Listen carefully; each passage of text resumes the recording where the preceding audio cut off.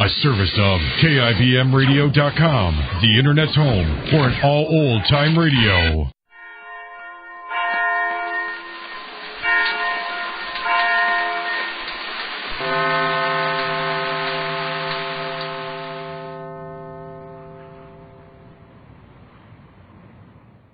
Kroger Tenderay Beef, no other beef so fresh, can be so tender, presents Hearts in Harmony, transcribed. K is for Kroger, C is for cut, B is for beef. KCB means Kroger cut beef, and Kroger cut beef means more meat for your money. That's right, ladies. Kroger cut beef means more meat, less waste. You see, before the meat is weighed and priced, the Kroger method of cutting beef removes excess bone, excess waste, and stringy ends. Yes, that's before the meat is weighed and priced. And that's why Kroger cut beef gives you more meat for your money. It's top U.S. government grades of beef. Meat that's tender, juicy, rich red, and marbled with just the right amount of flavory fat. Yes, it's a better value in top-grade beef. Now, for example, let's take a Kroger cut sirloin steak. Before the steak is weighed and priced, the Kroger method of cutting beef removes the stringy end, excess waste, and excess bone. So you get a better value because you don't pay steak price for stringy meat, excess bone, or waste. But whether you buy a steak or roast, you receive more meat, less waste. That's at your Kroger store. Visit your neighborhood Kroger store soon. Get Kroger cut beef and get more meat for your money. And now, Hearts in Harmony. Wounded by a bullet meant for her friend Peg Martin, Penny Gibbs is in the hospital. An operation was necessary, and now, 3 days later, Penny's mother, Grace, is able to come home and say to her husband, Jed, Penny's going to be well again in a week or so, Jed. The operation was completely successful. Barring further complications, Grace. There's always that. Yes, I know. Those things always have to be taken into account, but the doctor says there's very little danger of that. Well, that's certainly good news. I was afraid for a while there that we were going to lose her. Last week, I was almost sure of it. And I think the doctor was a little frightened, too. Oh, Jed, I get sick just thinking about it. Now, Grace, let's not get upset about something that might have been and wasn't. Penny's going to be all right now. How soon will she be coming home? Well, next week sometime, or maybe by the end of this week. It all depends on Penny herself, how she feels and what she wants to do. Well, the doctor better not leave it up to what Penny wants to do, or she'll be out of that hospital and home today. I wish you were. I miss her. The house isn't the same without Penny around. Oh, nothing's the same without Penny. No, not once you've known her, and you know what that is. Because Penny is one of those rare unfortunates who shape and dominate the lives of others. Well, Penny doesn't dominate anyone. No, not consciously, not because she tries to or wants to. It's because she has to. That's why I called her an unfortunate just now. For in many ways, Penny is an unfortunate girl. Well, she's had her share, more than her share of heartache the last few years. She'll have heartache all her life, Grace, because some force greater than herself will make her share the troubles of others. You and I can partly close our eyes and minds and bolt shut the doors of our hearts to other people when it's practical to do that. But not Penny. The door to her heart is open to everyone. It's open and it has no latch or key. She is unfortunate, isn't she? I've tried so hard to make her live her own life, but she can't or won't. Oh, it's not that she won't. She can't, that's it. She just can't. Do you think she worried about herself when she was shot by Peg's husband? Well, I know she didn't. I was with her when she regained consciousness, and as soon as she realized what had happened, she asked about Peg. There you are. That's exactly what I mean. But I guess I shouldn't laugh about it. Tragedy in a way. A real tragedy for Penny. But a great help to those in trouble who bring their troubles to her door. Oh, dear, the telephone. Probably Dr. Ryan calling up to find out if I'm taking my medicine. Probably. Nora says she'll report me to him if I didn't take it, and it would be just like that child to keep her promise, too. Hello? Hello, Mother. Penny! Now, don't be alarmed, darling. I'm all right. Johnny just got room for a minute, so I thought I'd call you. Well, are you sure you're all right, dear? Yes, Mother, I am. Look, don't bother to come back to the hospital this afternoon. No? No, Johnny will spend the day with me. He's dead in his wheelchair. Oh, yes, he is, dear. Could I speak with him? This is the first chance I've had. Well, yes, just a minute. All right. Jed! Dad, it's Penny. Penny! Yes, and she wants to talk to you. Well, look out. Here I come, and this go-kart better be able to take the speed. Oh, Jed, you're crazy. Penny called just to talk to me, did she? Oh, here, let me have that phone. Yeah, I did. Hello, Penny. Hello, Jed. How are you? Oh, my. You never mind how I am. How are you? I'm fine. I hope to be home pretty soon. You better come home soon, or I'll get arrested for driving this wheelchair down Main Street 90 miles an hour. Oh, Jed, don't do that. Do you miss me? Miss you? Why, you ought to be spanked for asking a question like that. Of course I miss you. We all miss you. Oh, it's nice to be missed. I miss you, too. All of you. I worry about you. Well, now, you don't worry about us. You just get well and get home where you belong. Hospitals are no place for pretty young women. Well, thank you, kind sir. You can thank me when you get home. You better hang up now, though, Penny. It might not be good for you to talk so much. All right, darling, I will hang up. I'm kind of tired, but I'll call you again. All right. Well, whenever you feel like it. Mm-hmm. Thanks for calling, then. Goodbye. Bye, Jed. Now, how about that? She phoned just to speak to me, didn't she, Grace? Mm-hmm. Especially to talk to you. Yeah, just like Penny to think of me, no matter how hurt she is. Why does that child have to be hurt when all she does in this world is good? Well, I could answer that myself. It's just the contrariness of life. Yes, life's mighty contrary sometimes. You know, the strange fellow, that Martin, he hasn't even mentioned Penny's name, and he talks about his wife. I want to see Peg, he keeps saying. Well, then I think she ought to see him. I have a hunch he wants to tell her he's sorry. You ought to tell Penny he's sorry. She's the one in the hospital. And he ought to tell you he's sorry. You've been up there with Penny ever since it happened. Practically a hospital case yourself. I couldn't leave the hospital when Penny was still in danger, Jed. Oh, I realize that, and I don't mean to complain, but it was rather unpleasant here with both you and Penny out of the house. Well, I'm flattered to know I was missed. But I'll be around from now on.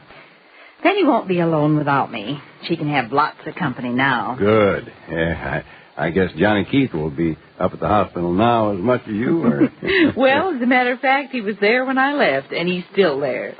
I can see where Penny had better get well in a hurry, or Johnny will sit up there at the hospital and let my business go to ruin. Remind me of something, Grace. What, Jed? Remind me never to turn my business over to a man in love, because a man in love doesn't have enough on his mind. Sure, it's all right for you to have another drink of water, Penny? This is your third in an hour. Oh, yes, Johnny, it's all right. Doctor said it was good for me to drink as much water as I could. Well, okay, if the doctor said so. Here, I'll take it through the drinking tube, and you'll have to lift up. I don't like it that way. Now, look, the doctor wants you to lie still. Now, if you All don't... right. Won't hurt your body. That's a good girl. Oh, gosh, it's good. I guess I was thirsty. Well, that's because you had a fever for so long, I guess. I guess so. Well, you look a lot better now, though. Some of the color's come back into your face. Has it, Johnny? That's good. I still feel awfully pale, though. Well, you'll feel pale and weak for some time to come, I think. But if you'll just take it easy and not try to get well in one day, you'll be all right. I'm all right now. Oh, no, you're not, young lady, and that's what I mean by not trying to get well too fast. You had a narrow escape, Penny. You could have been killed, you know. I know, but I wasn't. No, thank goodness. You wouldn't even have been hurt if I'd used my head. Johnny, please don't feel that way. If you and Freddie hadn't stopped Jim Martin, Peg would have been killed. We could have kept him from hurting you if I'd grabbed his arm some other way and pushed it up instead of to one side. That's what made the bullet hit Look, you. Johnny, please. You have to stop blaming yourself for what happened. Johnny, you saved Peg's life, and I was hurt by accident. Listen to me, Johnny. Mm-hmm. Peg's husband didn't intend to hit me. And the fact that I was hit certainly wasn't your fault. Well, of course, I didn't allow him to hurt you purposely, Penny, but... Well, it seems to me that everything I do hurts you in some way, whether I'm directly responsible or not. Penny. What? Maybe this is another warning to us. What do you mean, another warning to us, Johnny? Well, a couple of weeks ago, it was only a miracle you weren't hurt in that automobile accident. And last week, it was a miracle you weren't killed by Jim Martin. Penny, maybe we're being warned that we don't have as much time as we think. Maybe I'm just having my share of accidents now.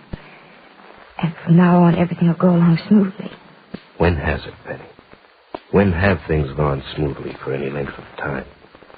Penny, so far we've just been lucky we haven't lost each other for good. But how long is our luck going to last? Johnny. Oh, Johnny, I wish I knew how to explain something to you. I tried once, and I thought you understood, but I'm beginning to realize that you don't really understand me. Yes, I do, Penny. No, you don't, Johnny. You couldn't. Because I guess I don't understand myself. Johnny, I just don't sleep well these nights. What? And I've been doing a lot of thinking about myself, trying to understand myself. Trying to understand the things that happen to me. The way I feel about things, about people. Mm-hmm. Did you come to any conclusions? No. Only that I'd like to feel free, Johnny. I'd like to feel that I didn't owe anything to anyone. I'd like not to care too much what happens to others. To go my own way and do what I wanted when I wanted to do it. I'd like not to worry about the effect it might have on those around me. I wonder what it's like to see someone in trouble, however great or small, and not feel that you had to help them. Penny, you don't have to help anyone. I do, Johnny. Something forces me to. I don't have any control over it. Seems like some force far stronger than any thoughts I have about being practical drive me into other people's lives. Let other people come into my life. Oh, Johnny, it's like I'm not really living my own life at all. No, Penny, you're not living your own life. But I still don't see why you can't. Just because something about me won't let me, Johnny. I want to. Sometimes I feel as though I just have to go somewhere to get away from everyone and everything I know. Go where nobody knows me. I don't think that'd help. It'd be the same all over again with the people I met as it is with the people I know. Well, look, if you hate the life you lead, why don't you... Don't hate it, Johnny. I don't hate things as they are. I'm just puzzled by them. And things as they are give me a great doubt about the future. And about you. Well, what do you mean, Penny? I mean, Johnny, I really wonder about it. I mean, I really wonder... Maybe you're wasting your time waiting for me. What? Maybe... Starting right now, Johnny ought to forget about me. Is this the end of Johnny Keith's hopes ever to marry the girl for whom he's waited so long? Is Penny suggesting that she'll never marry anyone? Be sure to listen to the next dramatic episode of Hearts in Harmony. KCB. KCB. KCB means Kroger Cut Beef. And Kroger Cut Beef means more meat for your money. You see, Kroger Cut Beef gives you more meat, less waste. Because before the meat is weighed and priced, the Kroger method of cutting beef removes excess bone, excess waste, and stringy ends. Yes, your Kroger meat man gives you more meat per pound. And it's top U.S. government grades of beef. Tender, juicy, rich red. And marbled with just the right amount of flavory fat. So visit your Kroger store soon. Order your favorite cut of steak or roast. If you buy a Kroger cut round steak or roast, notice that the Kroger method of cutting beef gives you a minimum of bone and removes excess waste before the steak or roast is weighed and priced. Remember, whether you buy a steak or roast, Kroger cut beef gives you more meat for your money. And remember, too, ladies, Kroger cut beef is available only at Kroger stores. So plan now to visit your neighborhood Kroger store. There's where you'll find delicious beef, top-grade beef. And there at your Kroger store is where you get more meat for your money. For Kroger cut beef gives you more meat, less waste. Get your share of this tremendous value without delay at your neighborhood Kroger store. Tune in tomorrow, same time, same station, for another exciting transcribed chapter of Hearts in Harmony. Countdown for blast off.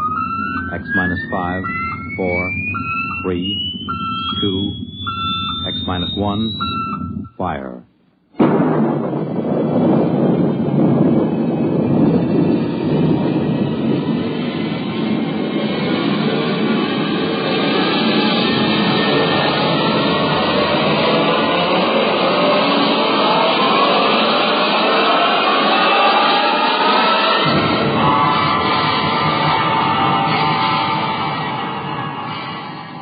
the far horizons of the unknown come transcribed tales of new dimensions in time and space.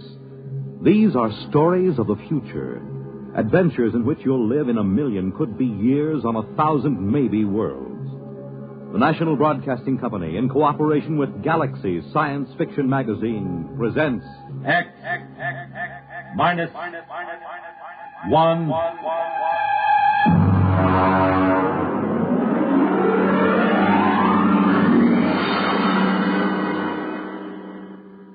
Tonight's story, The Map Makers, by Frederick Pohl.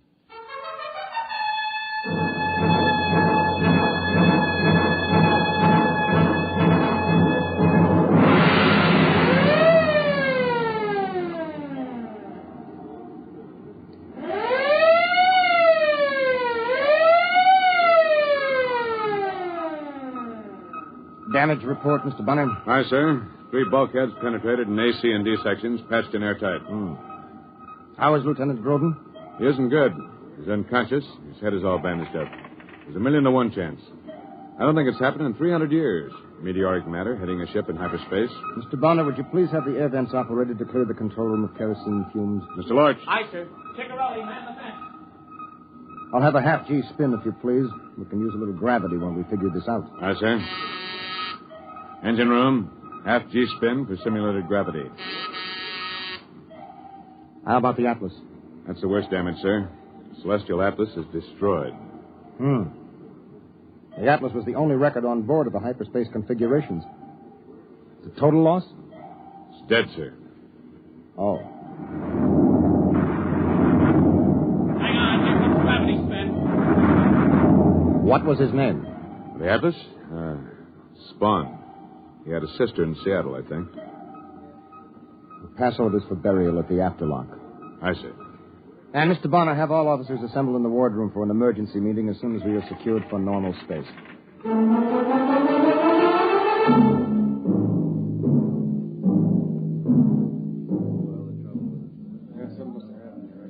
At ease, gentlemen. Gentlemen, we are in trouble. We are in the soup, and we're a long way from home. Bonner, would you get me a bulb of coffee, please? Now, nobody is going to come and get us out of this. We'll have to do it ourselves, if we can. Ciccarelli is trying to get us a fix. But I can tell you right now, we are not close to the solar system. Here you are, sir. Oh, thank you. That meteor dropped us out of hyperspace in the middle of a jump. Consequently, there isn't a constellation in the sky that you or I or anybody else ever saw before. We might be 100 light years from home, or we might be 10,000. Well, sir, what about our records? They went with the Atlas. We can't retrace our steps, not in hyperspace. Sir? Yes, what is it, Lorch? Burial detail standing by at the afterlock. Very well, we'll get down there in a few minutes. I'm afraid the Atlas will have to wait.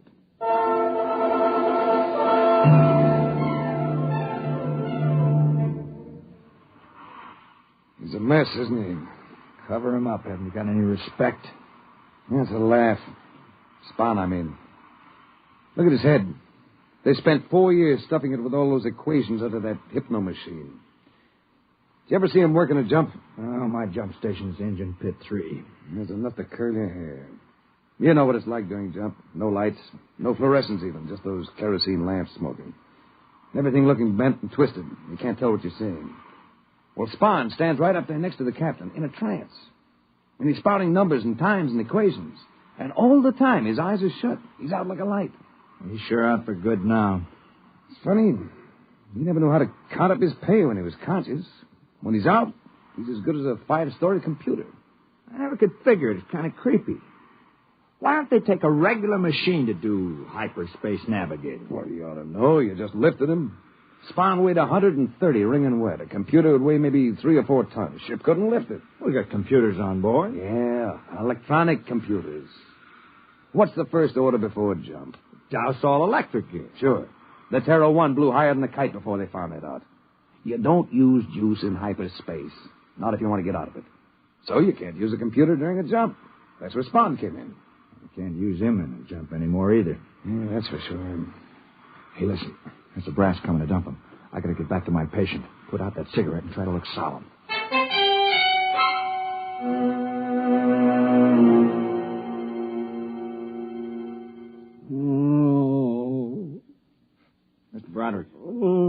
he, Convoy? Not so good. Oh. I gave him 3 ampules of neomorph in the last 2 hours.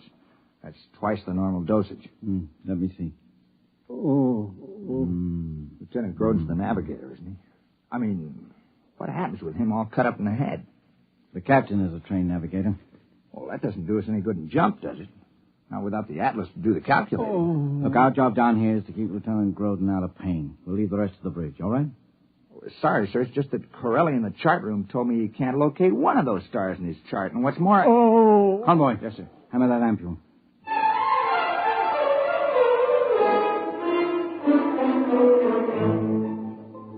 Now hear this. Now hear this. Reporters made second class Eklund, report to the wardroom. Reporters made Eklund, report to wardroom.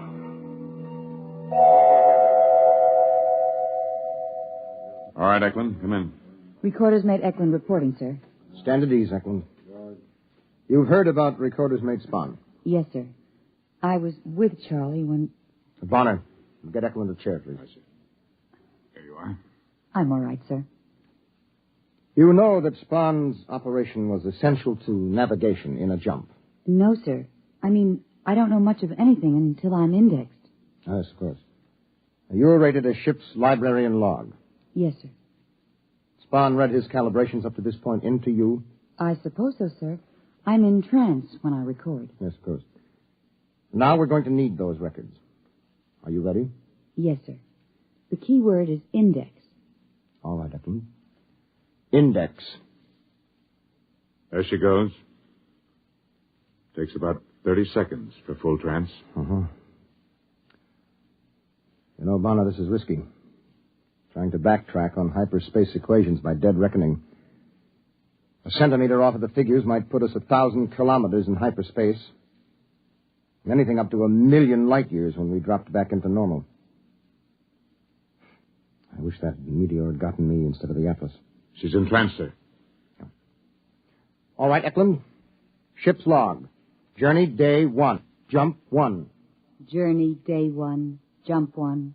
Normal space coordinates 345 674 65. Sub 456. Time 4356.98.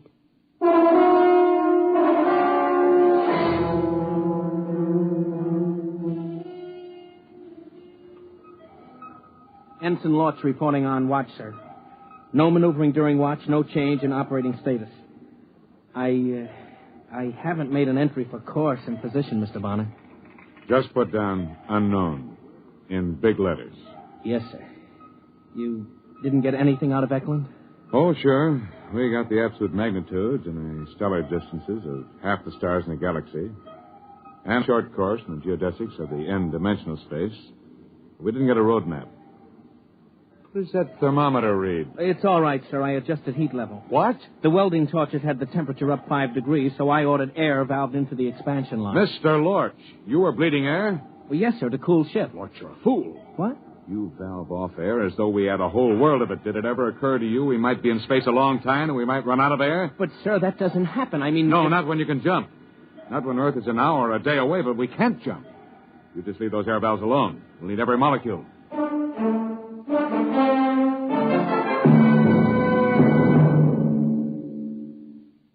Grodin, can you hear me? Oh. It's Doc Broderick. Can you hear me? Yes, All right, don't talk. You've been hurt. A meteorite got the Atlas and something got you right across the eyes. Drops of molten metal. You're blind, at least for now. Oh. We can fix you up from the eye bank when we get back on Earth. The Atlas. Dad. We got enough problems. I've got to take the bandages off now. Can you see anything? I'm going to pass the light in front of your eyes. You tell me if you can see anything. No. Nothing, but it hurts. All right, convoy. Hand me that ampule.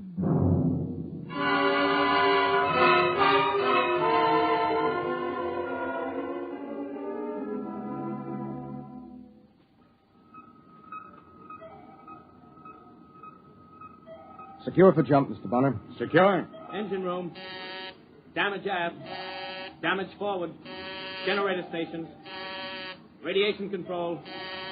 Cargo hold 1, 2, 3, 4. Men's quarters aft. You ready, Eklund? Yes, sir. Have you ever been on the bridge during a jump? No, sir. Well, it's tricky. Your eyes lie to you. You see things that aren't there. I don't know how much you will get in trance. Oh, nothing, sir. I black out completely. Oh, good. Ship secured, sir. Ship secured, sir. Kill the spin. Engine room, kill spin. Ship's company, stand by for free fall. Free fall.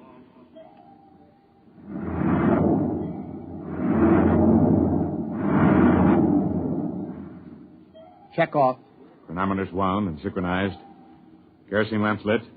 Navigator. Aye. Communicator. Aye. Atlas. I'm sorry. Ready, Eklund? Aye. Put her under. Eklund. Index. Proceed, Mr. Bonner.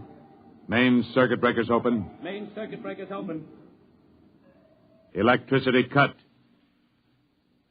Eklund's in trance. Well, we'll give it a try. Now, Bonner, backtrack on our jumps. Yeah. Maybe it'll work out. Maybe. Stand by to jump. Stand by to jump. Stand by to jump. We'll go when she's straight up. 7, 6, 5, 4, 3, 2, 1. Jump.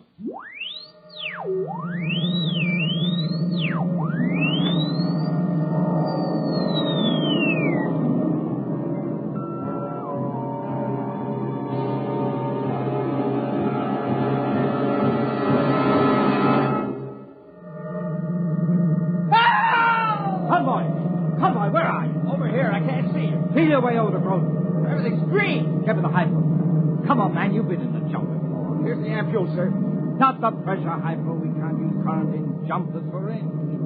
Groden, it's all right. We're in jump, that's all. My eyes! My eyes! My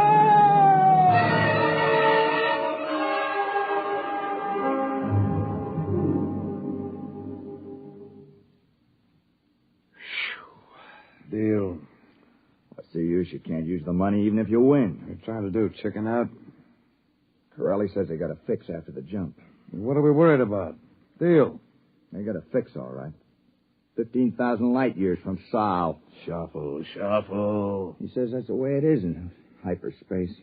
Distances haven't got anything to do with anything unless you can navigate when you're in jump, and we can't. Hey, when did Lorch make his rounds? Why? I'm going to take off my jumper. It's hot. Yeah, and it's going to get hotter. Every time the jets blast, every time the cook fries an egg, the ship gets just a little hotter. Don't mention it. Every time the jump generators turn over, every time you light a match, that gets us hotter and hotter. Hey, what are you doing? I'm taking off my skivvy shirt. Deal.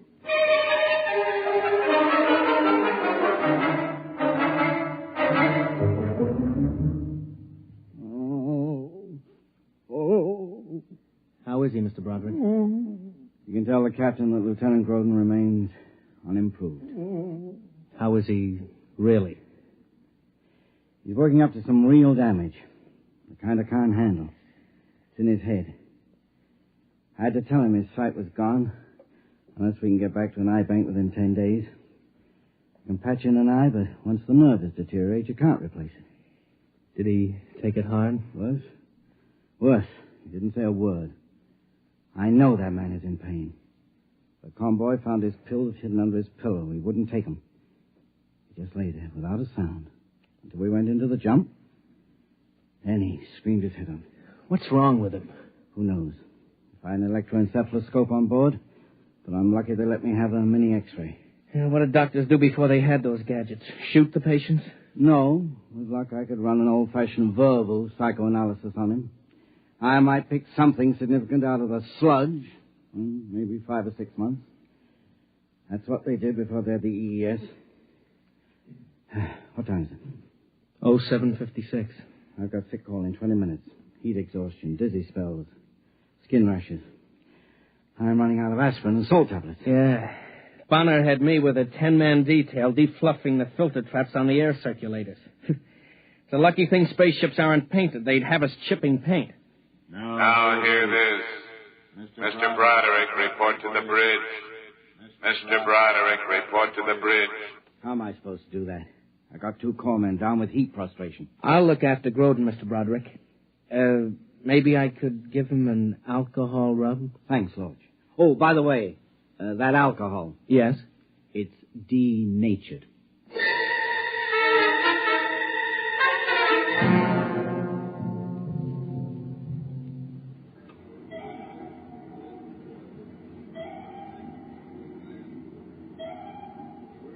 Here's the problem, Mr. Broderick.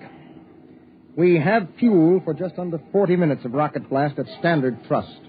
That will bring our overall temperature up to 60 degrees centigrade. That's the maximum the human body can stand, right? Mm-hmm. That's about 140 Fahrenheit. Well, it hits that on Earth in a couple of places around the Dead Sea, but it isn't sustained heat. It drops considerably after dark. We'll hope we find ourselves out of this before we hit 60 degrees. If we don't, at least we won't starve or suffocate. All right, gentlemen. Mr. Broderick, you can prepare for increasing heat casualties as we proceed. Yes, sir. All right, Mr. Bonner. Secure for jump.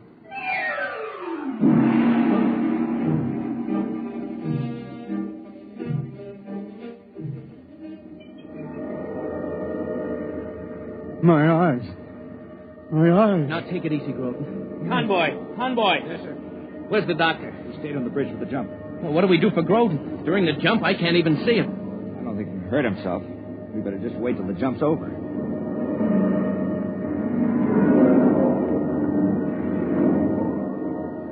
My eyes. They lied. They lied to me. They lied. I can see it. The master pattern. I can see it. No, not like seeing, like knowing. That's Lorch. And Roderick's on the bridge. And the captain. And Earth. And the sun. I can see them. Unbuckle the straps. I've got to get up to the bridge. The jump is almost over. I'll be blind again. If Lorch sees me, he'll think it's jump hallucinations. They're lost. But I'm not. I can see the whole universe. I can see. Jump completed. Secure for normal space. Groden, come back here. Now, what are you doing out in the passage? Convoy! Sir? Come on, give me a hand. Now, how did he get out here and jump? He's blind.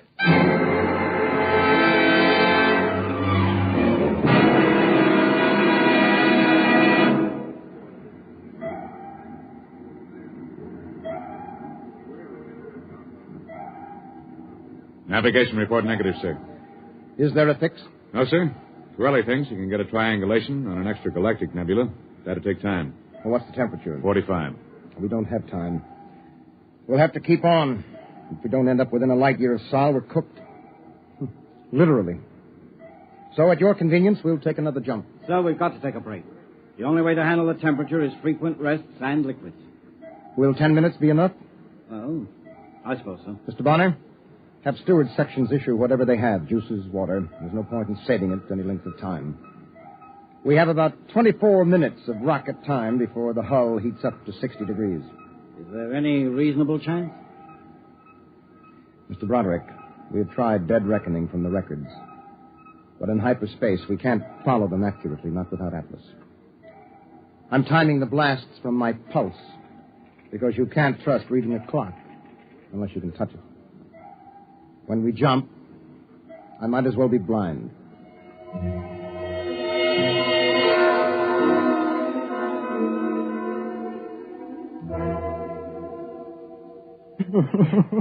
Yeah, easy. Get him back on the bed. Now, easy, Convoy, easy. Oh, I got his arm. There. I can't figure how he got out there. I saw him, but I thought it was a jump hallucination. Easy, Mr. Groden. Now, just lie back. No, I can see. Is that possible? Look at him, Mr. Lorch. His eyes are covered with bandages.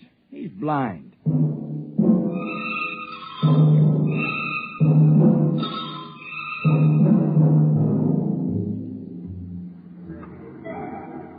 Ten minutes is up, Captain. All right. Secure for jump. I had to assign 3 more men to each generator. The crew couldn't handle the manual clutch in the heat. Very well. Proceed. Chronometers wound and synchronized. Kerosene lamps lit. Navigator. Aye. Ready, Eklund? Aye. Index. Proceed, Mr. Bonner. Main circuit breakers open. Stand by to jump. Stand by to jump. Straight up. 4, 3, 2, 1. Jump.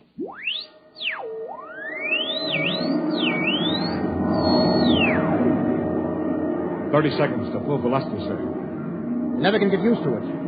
You can hear, you can touch, but your eyes lie.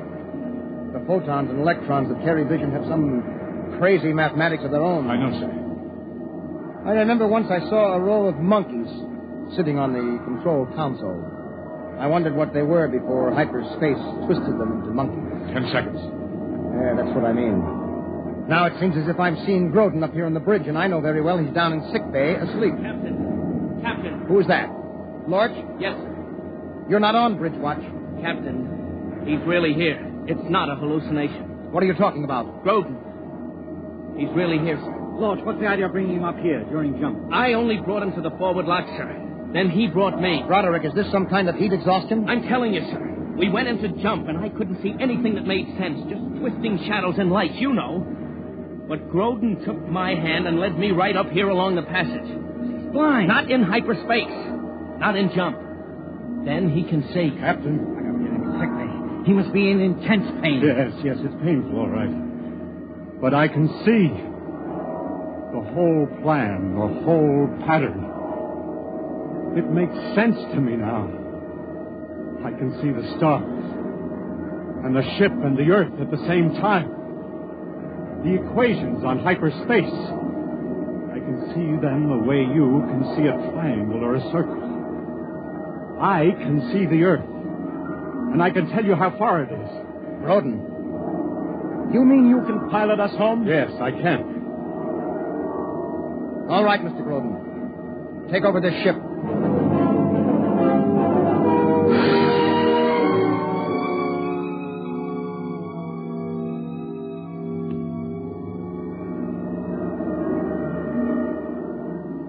Number 3 pattern. Fire. Cut. Velocity. 563,748. Relative thrust. 7867. Counterblast for 2 seconds. Pattern 657. Blast. Cut. All right. Hit normal space at mark. 5, 4, 3, 2, 1. Mark. Look out, he's gonna fall. Yeah, I've got him.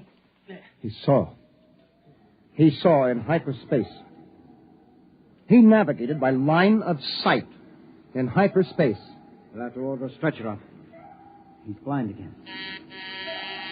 Sun system, 239 degrees, 45 elevation. Magnified by 50 on forward screen. That's not Saul. No, but it's a place to land. There's a planet there. It's Earth normal. You can land and cool ship and replenish air. Mr. Bonner, take her down to atmosphere. Have planetology section start to check it out. Aye, sir. Anson Lorch, report down to planetology. Engine room, landing routine. Why didn't we hit Earth on the jump, Groden? Why? Just as well, Mr. Broderick. If the planet checks out, it's a whole world for colonization. Sure, but it'll be 2 weeks before you can replenish ship and catalyze fuel. There won't be any new eyes for Lieutenant Groden then. The optic nerves will be gone too far. He'll never have eyes again. I knew that before I brought you up here. Ready, blast. Or skip deceleration in pit 3. You mean, Groden, you could have brought us back to Earth? In 2 jumps. Then why didn't you? I can't allow a man to go blind because of phony heroics. Do you want to know how many Sol-type systems there are within 5,000 light years? I can tell you. Want to know what the universe looks like in hyperspace? I can tell you that, too. Only I can't describe it. The whole thing is as orderly and chartable as our own space. And I could see it, all of it. And you offer me eyes. Captain, we have a quadrant of hyperspace to chart. I can see during the jumps. Captain, Look out. He's still in pain. I can see to the end of the galaxy. And beyond. I know. But in the meantime, Mr. Broderick. Aye, sir. When we take off again, Lieutenant Groden will be in command during jump. He will handle this ship, and at his direction we will chart hyperspace. But in the meantime,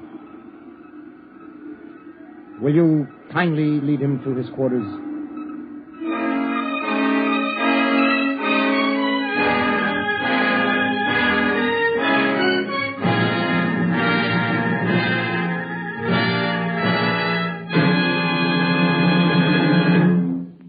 You have just heard X-1 presented by the National Broadcasting Company in cooperation with Galaxy Science Fiction Magazine, which this month features Dead Ringer by Lester Del Rey, a fascinating story about a man who learned that there was nothing on Earth which could set him free, least of all the truth.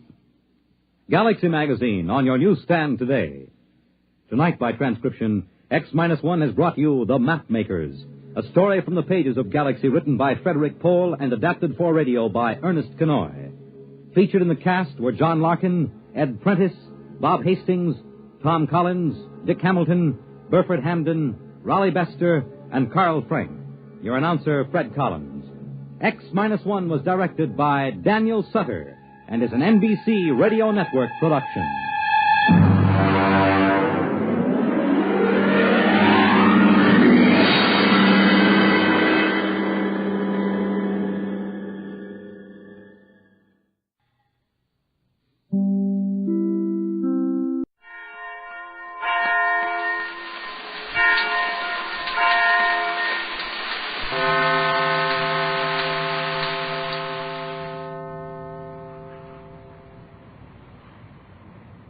The National Broadcasting Company at this time wishes to thank the editors and publishers of Galaxy Magazine for a special award which has just been presented to the program X-1. The award cites X-1 for the outstanding adaptation and the original method of presentation of adult science fiction stories to the vast audience that has shown increasing interest in this newest form of journalism. The NBC Radio Network is proud to receive this citation on behalf of X-1. NBC is also happy to acknowledge the enthusiastic response and support of the listening audience to this program. Your many letters of encouragement and constructive criticism are always gratefully received. Your criticisms carefully noted, and whenever possible, your suggestions acted upon. Please listen at the end of this program for a special free offer. And now, X-1.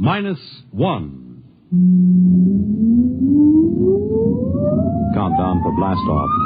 X-5, 4, 3, 2, X-1, fire.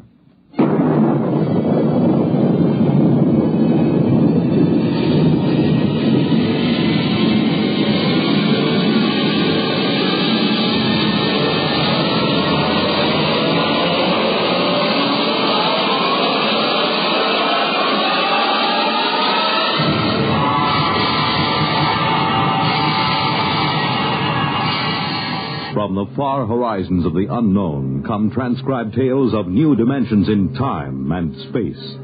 These are stories of the future, Adventures in which you'll live in a million, could be years on 1,000 maybe worlds. The National Broadcasting Company presents X minus 1.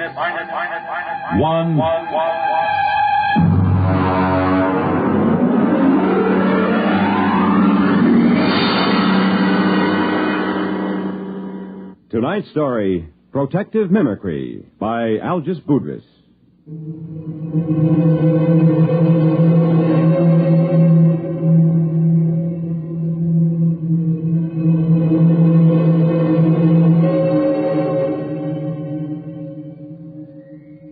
Frankly, I think I'll probably have to take my expense account clear up to the Central Gallic Civil Service Board.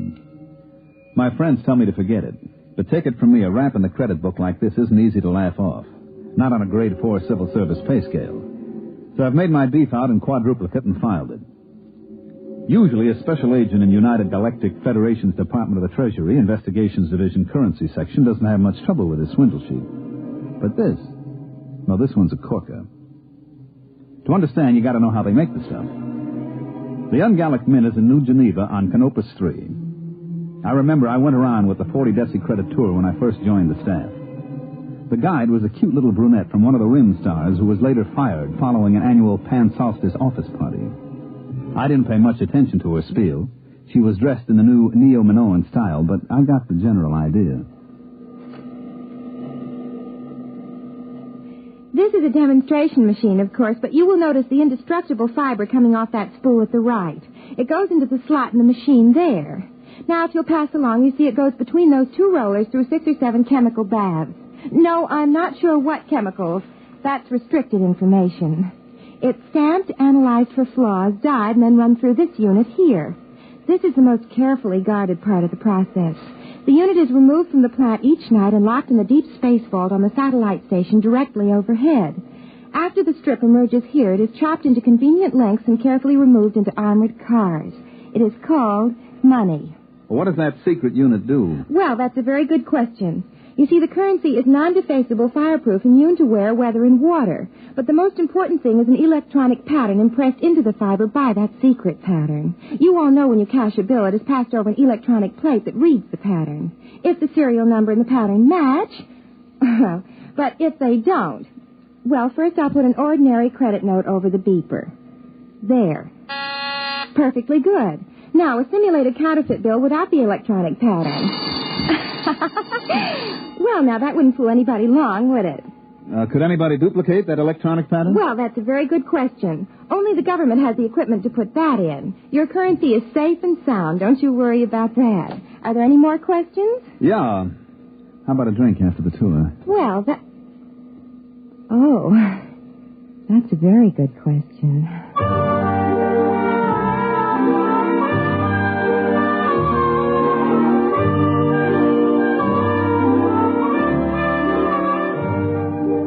It sure was. So was the answer. Well, getting back to money. The engraving, the chemical composition of the ink and the fiber would be tough enough to duplicate. But that electronic pattern snaps the clincher on it. That's why Chief Inspector Saxgard of my division looked sourly at me when I came into his office and spread a fistful of credit notes on his desk. What's that? What's it look like? A handful of 50s. Why? Put a couple of them over your beeper plate. Okay. They're perfectly okay. What's it all about? Look at the serial numbers. 3, 4, 5, 6, 5, 6, 7, 8, M. Look at the others. 3, 4, 5, 6, 5... What? Let me see them. Save your eyes. They're all the same. 14 50 credit notes with identical serial numbers. That's impossible. And every one of them goes over a beeper plate quiet as a sophomore climbing into a dormitory window after hours. Balmer, sir, where did you get these? They came into the New York Clearinghouse from a branch on Deneb 11. The manager blew his top. He called us the minute he spotted them and sent them out to us. How about the manager? Is he blabbing all over the Bankers Club about it? I read the Ungallic Riot Act to him. He'll keep it under his hat. Good. At least we won't have any financial panics for a while. Have you checked these through the lab? Well, the ink and paper is government stock, and they match government beepers. The lab plates didn't squawk any more than yours did. Now, you could spend these anywhere as long as you only pass them one at a time. Balmer, sir, You know, since the beeper plate came in, we've been sitting on our tails in this department, building up our pensions. Oh, I wouldn't say that. Neither would I outside this office. But you know darn well nobody can expect to counterfeit a bill and get away with it. It's only because throughout the universe there's a certain percentage of people who will try anything once, and a corresponding percentage of purblind idiots who will accept anything with engraving on it as money that we're here at all. Now, I've seen cigar coupons and crayon sketches come into this office. I've seen premium offers from household magazines, jet bus transfers, where some people will try to pick a Yale lock with a quarter pound of butter. Now, the only reason any queer can pass is because some goggle-eyed nudnik neglects to use his beeper plate. But I worry. For 15 years, I've sat in this stinking office and waited for somebody to invent a matter duplicator. Well, looks like you can stop worrying. Look at those bills, identical down to the whiskey stain in the corner. All right, Bumholzer. You call transportation and get out to Deneb 11 and find out if anybody in that neighborhood has a matter duplicator, or if he hasn't, what he has got.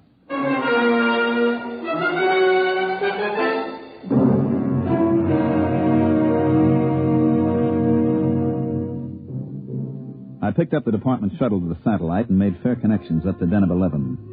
It's a 4-day run on drive, and I get free fall 6, so I was glad to hit the port in Glub, which, so help me, is the name of the only city on the place. Deneb 11 is what we call in the department a mud ball. It's a jungle world with an atmosphere like a swatch of Harris tweed. I was smoking a cigarette when I got off the shuttle, and the air I pulled in made the smoke taste like well-decayed leaf mold. I was wringing wet 2 minutes after I left the air-conditioned port. I noticed the local costume would get you arrested on any beach in the galaxy, but it didn't matter since there's nothing titillating about pasty skin dripping with weary perspiration. I checked in with the regional office and found the resident agent tinkering with his air conditioner. Hi, Baumholzer. You know anything about the sealed power pack on this condenser? Yeah, if you keep banging at it like that, you'll crack the seal on the atomic shielding, and your posterity will thank you. 3 heads at a time. Oh, I guess I better not fool with it. Now, take off your pants and pull up a chair. I don't mind if I do. Is it always this humid? Oh, no. In the hot season, it's worse. I'd send for a replacement part, but the fax line isn't too reliable.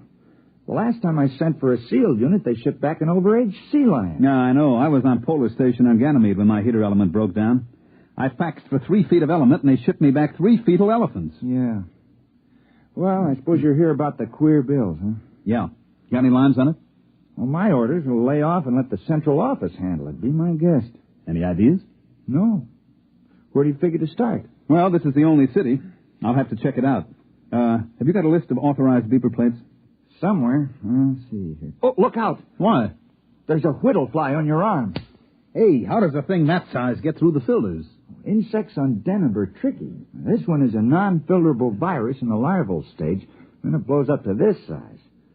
Carve his initials in your arm if he gets a good bite. That's why it's called a whittle fly.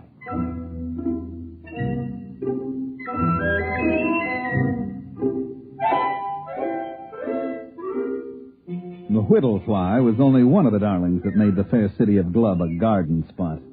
They had one cute little tyke called the laboratory beetle, because when he bit you, he typed your blood and followed you around for days getting refills. I had one take a sample of me as I went out the door of the residency with a list of beeper plates, and he followed me from store to store while I checked every installation in the city.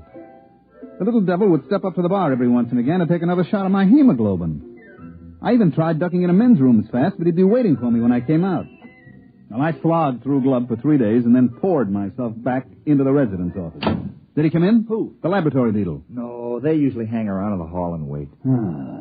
Sometimes when I've got a poker game going, you can see 3 or 4 of the little angels buzzing around outside waiting like chauffeurs outside the opera. Wow. You draw a blank? Well, I found 7 defective beeper plates, but nobody remembers any queer bills being passed. You know, who checks serial numbers? They must have come in one at a time. And the clerks at the bank always were out to lunch and referred me to the next guy. You got any lotion for insect bites? Desk drawer. In a way, the beeper plates make it tougher. Nobody even looks at the bills anymore. Just throw them over the plate, and if no bells ring, it's okay. Well, how about the other angle? Matter duplicator? I checked invoices and purchase records. Nobody's been buying electronic parts that can't account for every tube.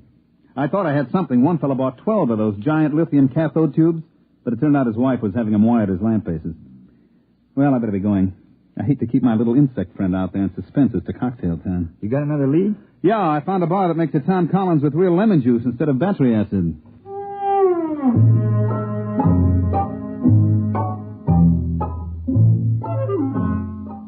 I managed to duck my lab beetle in a revolving door. He went around twice and shot out into the street, so I settled down at a table at the bar and tried to make believe that I couldn't taste Den of 11 atmosphere in my Tom Collins. I was chewing on an ice cube when I looked up. Mr. Baumholzer? That's right. I want to talk to you about money.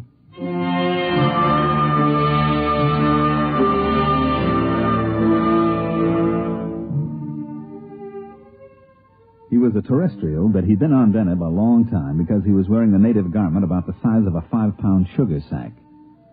His hair, which was potato field gray, was arranged in the old-fashioned Presley style. You know, the ancient long sideburns, duck's tail in the rear that vice presidents wear in family-style banks.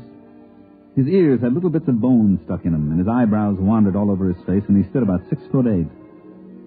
And I waited him out, and presently he spoke up again.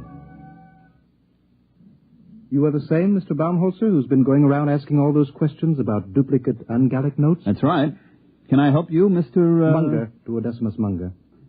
Now, this bid's fair to be fascinating. I was under the impression that my mission here was just a wee bit on the secret side. There are no secrets in gloves. Now, won't you pull up a chair, Mr. Munger? I'm afraid I haven't time. Well, join me in a drink. Are you really the Mr. Baumholzer that's working on this case for the Treasury Department? Yeah, sure. Hey, you're not the fellow that's turning out these duplicates, are you? Well, as a matter of fact, I am. What? And don't move. This is a Power 30 Mistral coagulator I have. Look out with that thing. You've got it pointed at my head. Yes, I've got it set on high charge. It will fuse your brain solid. Well, what else is new? Now, Mr. Baumholzer, stay right behind that table. Now, let's not make any rash decisions now. Well, I can't very well see how I could let you live. Oh, come on. Try. All right, now drop the gun. I'm afraid we'll be collecting a crowd. Give me that. Don't try to pick it up. I won't. I had something completely different in mind.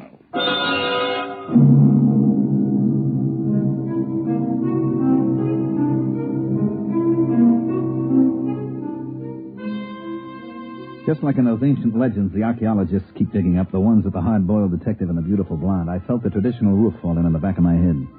As I went black, I remember thinking how odd it was that it was happening to me some 500 years after Spillane the Scrivener. I came to in the same archaic fashion with my head going around in a free orbit around my neck. Baumholzer, are you all right? I can't see. I'm blind. Everything's black. Well, open your eyes. Oh. Where is he? Who? The guy who slugged me. What am I doing back at your office? Oh, some bartender brought you in.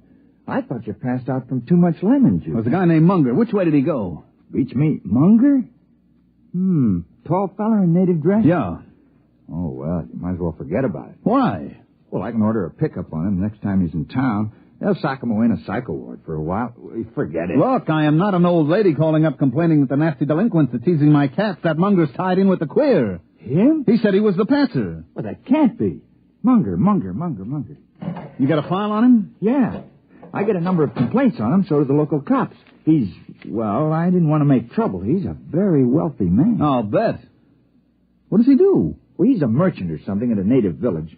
Once or twice a year he comes out and paints the town, but a counterfeiter?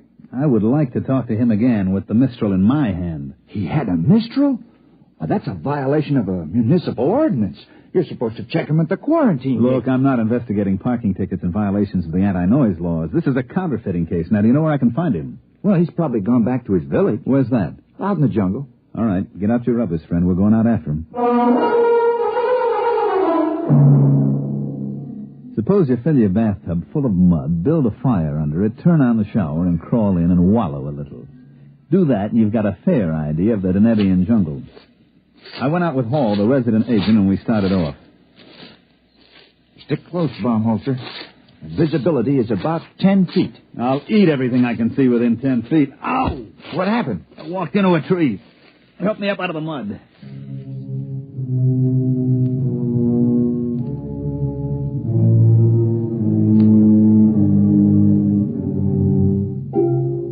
We puddled on for a couple of hours. The rain was so thick I didn't see the trees until I bounced off of them and sat down in the warm mud. I reflected as I struggled to my feet what a terrible waste. In the beauty salons of Charles of the Ritz Asteroid, Ladies from all over the galaxy paid thousands of credits for hot mud baths to take the wrinkles out and make their skin smooth and caressable. And here was I getting a much more thorough treatment every time I sat down. They issue a lot of special equipment from department stores, and it all functioned perfectly. My neo-latex galoshes were fine, but stuck in the mud. My Minipower goggles and wipers kept my eyes clear, but they didn't keep me from crashing into every tree.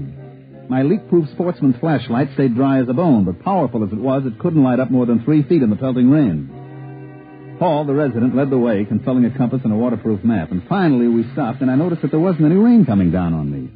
It's a rain shelter. The natives build them. Kind of them. Well, they're on all the trails.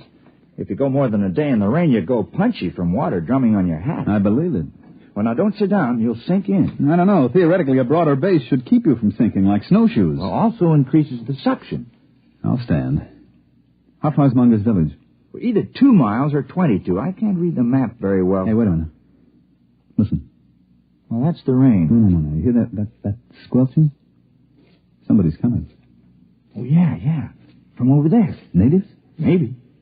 There he comes. Well, we've got first pick on the shelter. It's a native tradition. First come, first dry. Yeah, there's somebody out there, all right. Who's there? Who is it? A friend of mine, Mr. Baumholzer. All right, Munger. Where did you come from? Don't move. I have several friends pointing long spears at your kidney. Ole! Shall we go, gentlemen, back to my village? I believe you were looking for it.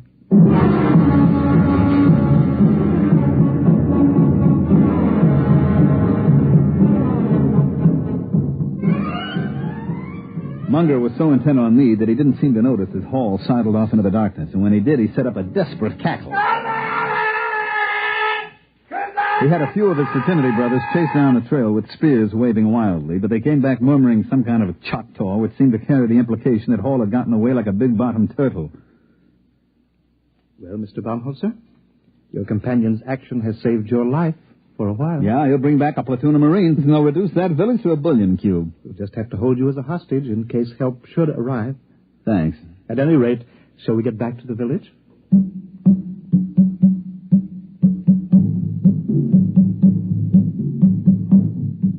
He had about 10 natives with him, each one about 7 foot tall, with those big, flat feet that evolved on Deneb for walking in primordial ooze.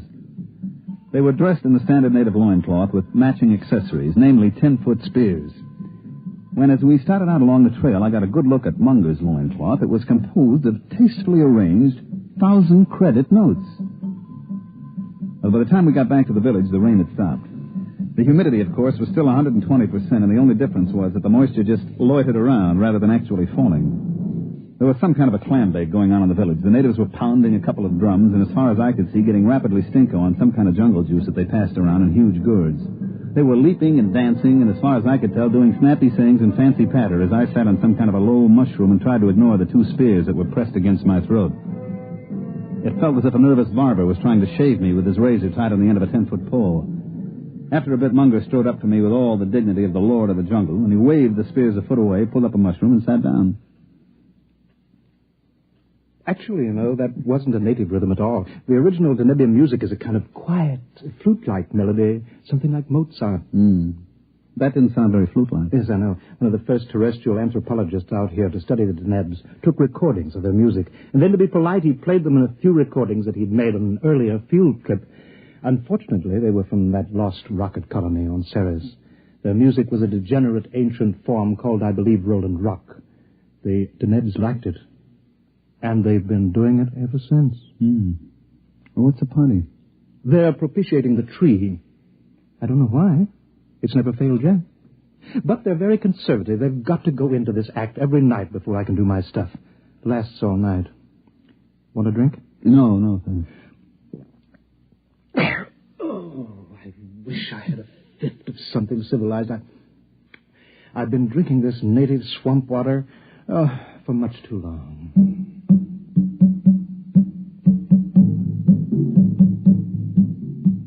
He was right. They kept it up all night, and I sat trying to figure out in which hut Munger kept his machinery to make those duplicate bills.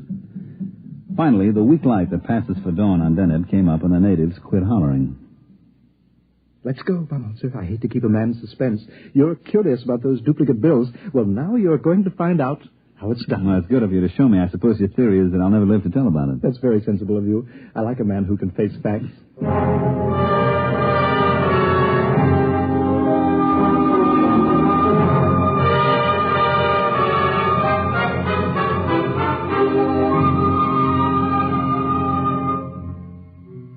We walked across the mud square to the base of a tremendous tree, which I gathered was the guest of honor for last night's shivaree. I still couldn't see the connection, but I was willing to wait. The natives sat around in a deathly hush, and Munger and I stepped forward. You notice? Nothing up my sleeves. As a matter of fact, no sleeves. And not much arm, either. Now, I take this 50-credit note. Care to examine it? Oh, I've seen it, and 14 others like it. Yes, I only use a 1,000-credit bill when the natives need new loincloths. These 50s are a lot easier to dispose of. Oh, I don't know. I traced them to you. But that was a mistake. One of my contacts got a little greedy, spent too many bills in one place. All right. Now, I used to have the natives make a loud noise, but I'll use your gun instead here. You see, I take this bill, fold it, so, and so, and so. And there. What are you making a paper plane for? Just watch. I raise the note in one hand, I aim at the tree, and I fire your gun up in the air.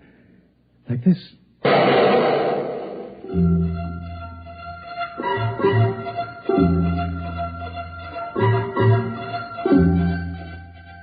As he let fly with my gun, Munger sailed the paper airplane straight at the tree, and it sailed right into the foliage. Now watch.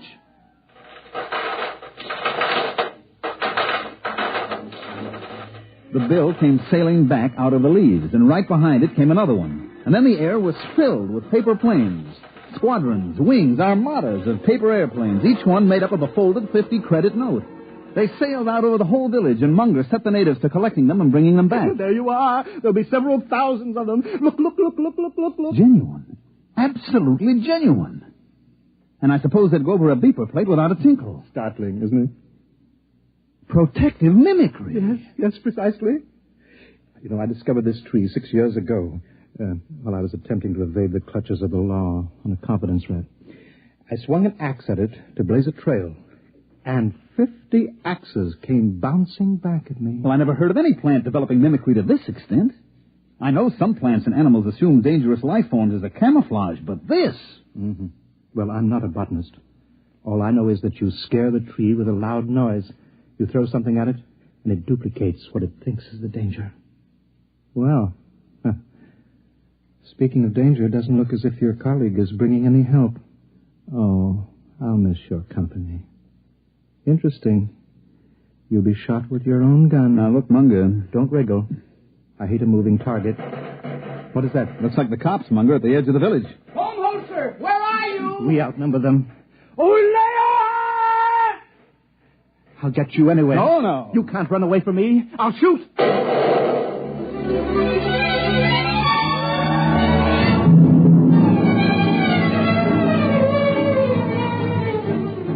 I broke for the other side of the square, and just as he shot at me, I tripped over a pot and went flying smack into the tree. Well, that's about it. Here we sit in the spaceport on Deneb 11, and I'm darned if I'll pay our transportation back until I hear that the office is going to okay my expense account. Munger? Oh, he's in jail at New Alcatraz. Once he missed a shot at me, it was all over. After I fell into the tree, he didn't stand a chance against us. That's right. Us. All 168 of me. Right, Ed? Right.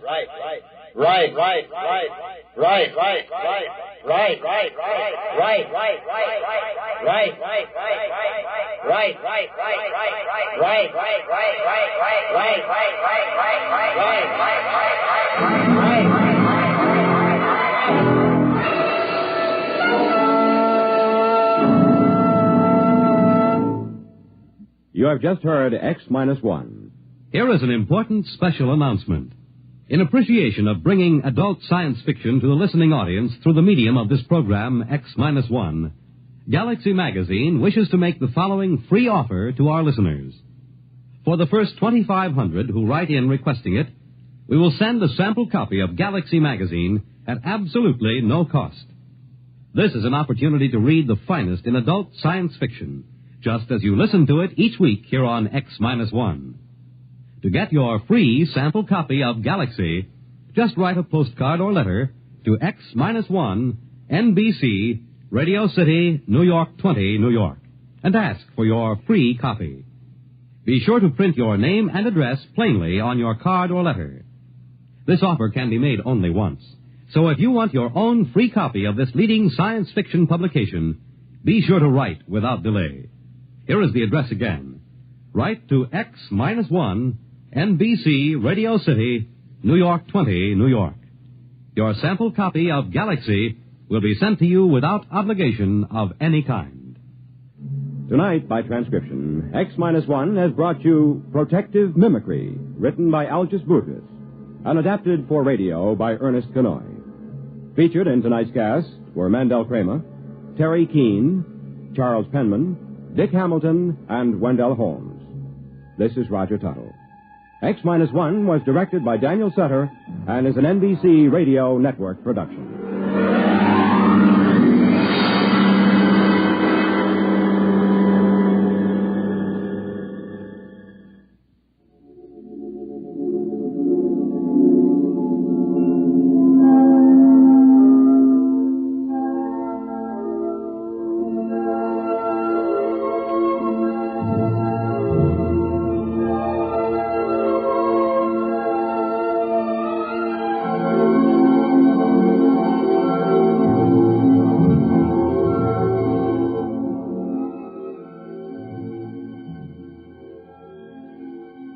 Remember, for your free sample copy of Galaxy, just send a postcard to X-1, NBC, Radio City, New York 20, New York. Now be sure to print your name and address plainly on your card. This offer can be made only once, so if you want your own free copy of this leading science fiction publication, be sure to write without delay. The address again, X-1, NBC, Radio City, New York 20, New York. The Roaring Twenties in song and story. Hear Gordon MacRae in The Best Things in Life Are Free tonight.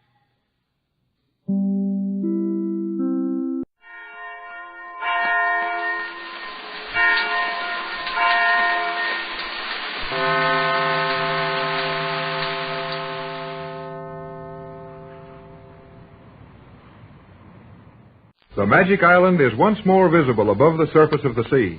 That is, it's visible when the ring of magnetic fog is not surrounding it. The Euclidean submarine has brought the captured rescue boat with Johnson and the crew helpless on board to within a short distance of the island. Captain Tex Bradford and Mrs. Gregory are anxiously awaiting the arrival of Johnson's boat, as they know something about Johnson which no one else knows. They received a message by homing pigeon just before the submarine arrived with Johnson's boat in tow. Jerry and Joan are talking in the submarine as it prepares to cast off Johnson's boat. Oh, boy. We're nearly back to the island, Joan. Yes, Jerry. And when we do get back, your Mr. Johnson will be a prisoner, and my mother's other boat will be tied up to the island just as useless as her yacht is now. I know all that, but this fellow Johnson's plenty smart, and he might have a trick or two up his sleeve that the Euclideans don't know anything about. I can think of nothing favorable now. Well, for one thing, remember what I told you about this woman commander on the submarine? She'll be on our side if she sees a chance to get to the world with us. Now, Jerry, that is silly. Just because she was interested in hearing about my mother's beautiful clothing and some of the things in your world, that does not mean It means that she's willing to listen when I talk about how swell our world is. And if she listens long enough, and if she'll only come out and meet your mother, it's in the bag. In the bag? What is in what bag? I mean, it's signed, sealed, and delivered. Your name on a dotted line. Oh, well, never mind. I'll tell you some other time. It would be well to postpone any further discussion of your commander until she is unable to hear you. Gee whiz. I forget about that blamed speaker thing all over the submarine. You forget so many things, Jerry. Precisely. Now, Hall, you will maintain silence during the next operation. Absolute silence. Yes'm. Very good, Commander. SE-1. Yes, Commander. Drop the charge in the stern magnetic fin. Release the anchor of that boat immediately. Right. Release anchor.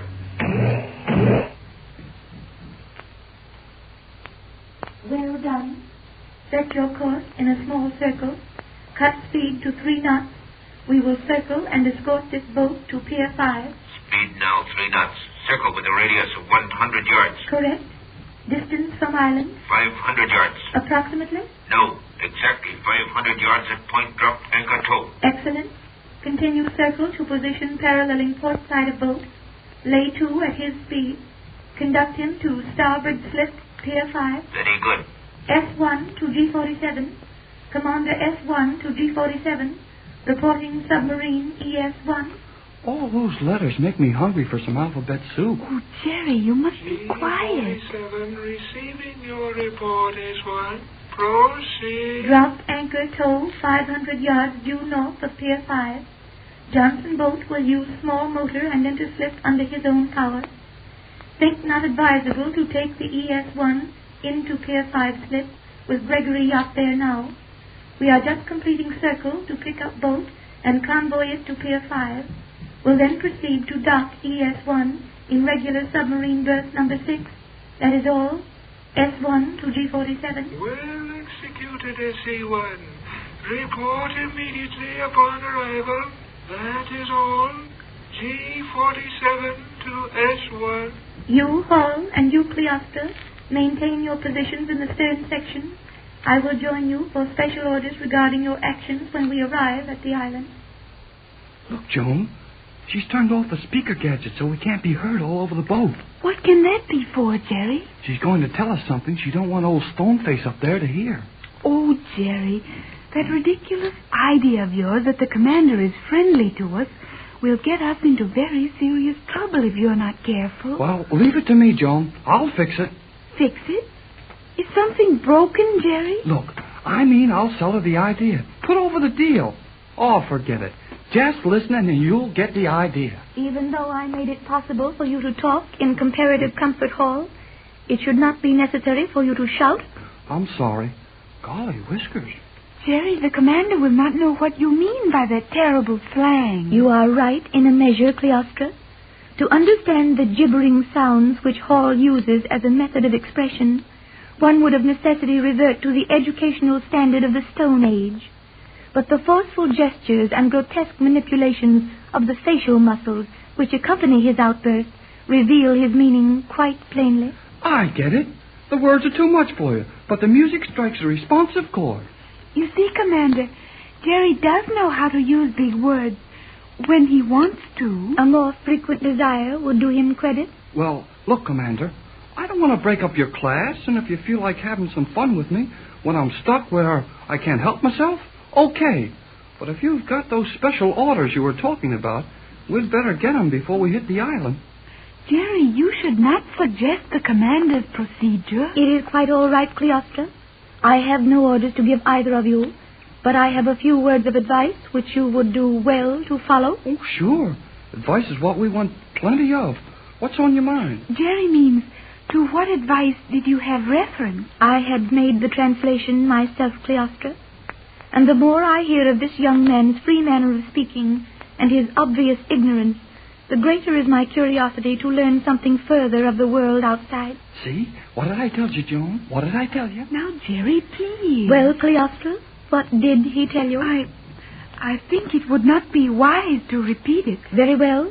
You tell me, Hall. Well, gee, to come right out and tell you, it's not so easy, but I'll try. Please do not, Jerry. Silence, Cleostra.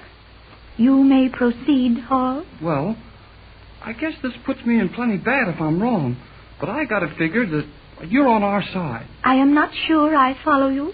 I mean that you're not so crazy about all this Euclidean stuff, acting like a bunch of machines and talking about going out and conquering the world. A beautiful girl like you, commanding the submarine, thinking of going across the ocean one of these days and blowing up somebody's country. Why, you ought to be like girls back home, going out to dances and parties and seeing shows and, well, all those things. I'm going to teach Joan how to do all of them when we get back to the world. Jerry, you have made the commander very angry. Oh, I can't help it. I had a hunch to say it, and I said it. No, I am not angry. All my life I have been taught the stupidity of you worldlings and the brilliance of we Euclideans. Yet you are happy. You see pleasures and recreations worth living for. You feel the desire to live, even though... No, enough of this. You will forget that it has been said. Your lives depend upon your silence. Make no mistake about that. Oh, yes, Commander. It is forgotten. Yes, Commander. It's forgotten. That is well. Now I return to my duty. The speakers will be turned on. You will preserve silence as we land this boat. And you will preserve silence in all matters. You see, Jerry, it did no good. And now I feel that we have a definite enemy in the Commander. Well, don't you believe it. She told us to forget what we talked about. Swell, we'll forget it. But she won't. Be quiet, Jerry. The tubes are beginning to glow in the central control section. The speakers are active. Okay, but don't forget I told you so when we get a break from the girlfriend. Position and speed, SE1. Speed 2 knots, 125 yards due north, and Pier 5. Good. Stop all power. Lay 2. Allow boat to proceed slip 5 under own power. You, Hall, will come forward to my control section. Cleostra, you may come also. Hurry, Hall. Coming up. Come on, Joan. Snap into it. What do you think the Commander wants, Jerry? Well, we'll find out in a minute. You will sit here before the microphone, Hall. You there, Cleostra. I am going to give Johnson his exact orders regarding his landing. Also advise Captain Bradford on the yacht. It will be well to make the Johnson boat fast to the yacht. You will stand by, Hall, in the event that either Johnson or Bradford want confirmation from you. Okay, go to it. Yes, Commander. You are learning. Remember, silence when the red tube glows. You will call Johnson at once. Advise him to lay his boat in close to the yacht. They will be lashed together at once. That will provide for taking them both into the submarine lock in one movement in the event of another emergency. Boy, you sure think, Commander. Naturally. All Euclideans think. Immediately you advise Johnson, you will call Captain Bradford. Give him the same instructions regarding the disposition of Johnson's boat. Tell him to stand by to lash the boats together. That is all, Hall. Silence, Cleostra. Proceed. J-12C. Jerry Hall on submarine to J-12C. Hello, Johnson. Hello, J-12. Emergency orders for you. Hello, J-12C. Orders from the submarine commander. Hello, Johnson. Hello. It is possible he is saving his power to carry him into the anchorage. Raise Bradford. Give him the orders. He will be able to signal Johnson in ample time to warp the boat in properly. Right. Jerry Hall to J-24Y. Hello, Tex. Hall to Bradford. Can you get me? Answer quick. Yes, Jerry, I got it. Heard you signal to Johnson. What are your orders about landing the boat? I'll take them here. See the boat plainly now through the aft port in this cabin. I've been more than a minute or two before he will come in between the piers. Shoot it, kid.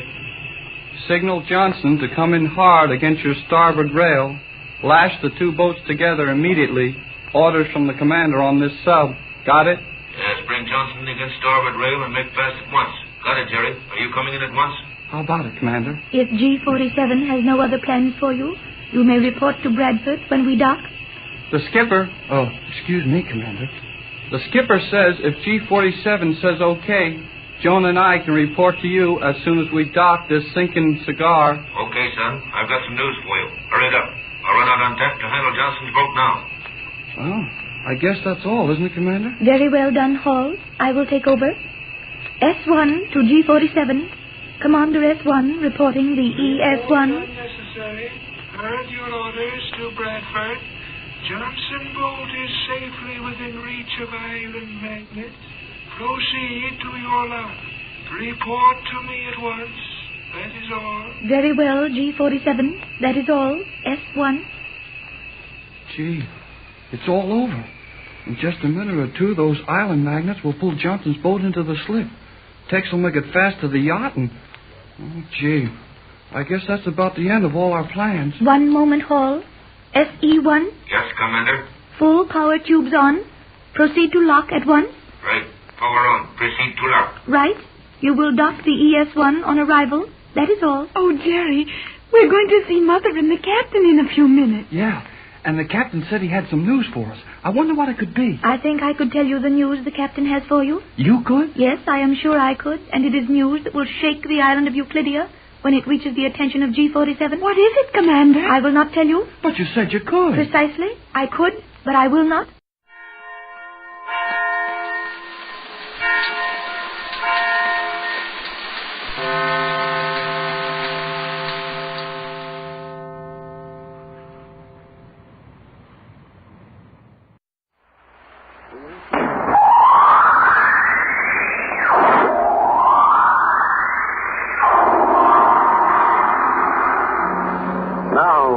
Step into the incredible, amazing future as we go exploring tomorrow.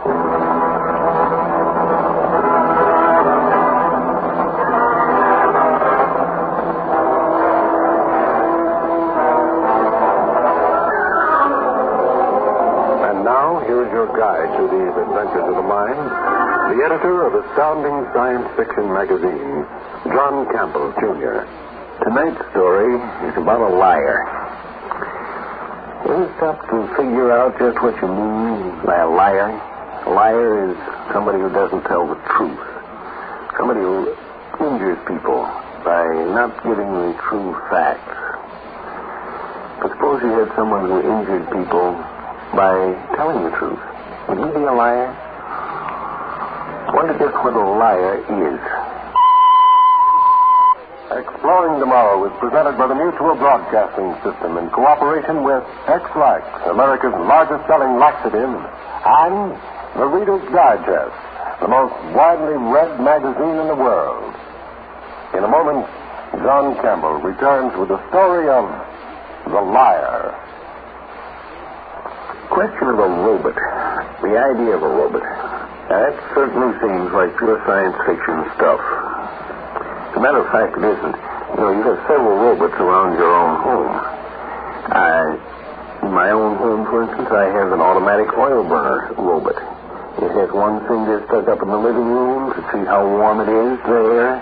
It has another little finger put up in the stack to see whether the fire is burning properly. And if any one of these little sensory devices reports that things aren't what they should be, the robot, to protect the house itself and the inhabitants of the house, shuts off the furnace. Dr. Isaac Asimov, the author of tonight's story, recognized this in setting up his proposition of the 3 laws of robotics. The first law, that a robot shall never harm or allow harm to come to a human being. The second, that it should obey the orders of a human being. And the third, that it should protect itself. Because, after all, a robot is an expensive piece of machinery. Well, now let's consider the more advanced kind of robot we do this fiction. Say they're in production. Come in. Oh, Dr. Calvin, what's on your mind? Well, I just wanted to be sure there was a meeting this afternoon, Dr. Lanning, that's all. Today is Friday. It was this morning. Well, then we have no problem. It being Friday, the executive officers of the firm of U.S. Robot and Mechanical Men will assemble in the conference room at the customary hour of 3:30. Well, I was just asking. What do you think of our latest model? He looks the same as the rest, just about as animated. What are you going to call him? Herbie. I think Herbie fits him, don't you? Oh, Herbie, Chester, Sam. What's the difference? Dr. Calvin, this fellow couldn't be called anything but Herbie. Well, I'll see you at 3:30. What do you think of her, Herbie? Oh, she's all right. She's an old frump, and you know it. I wouldn't say that. Besides, that's not what you're thinking. You're thinking the old girl isn't such a bad sort. And you don't know what this firm would do without her. What? What was that? How do you know what I was thinking?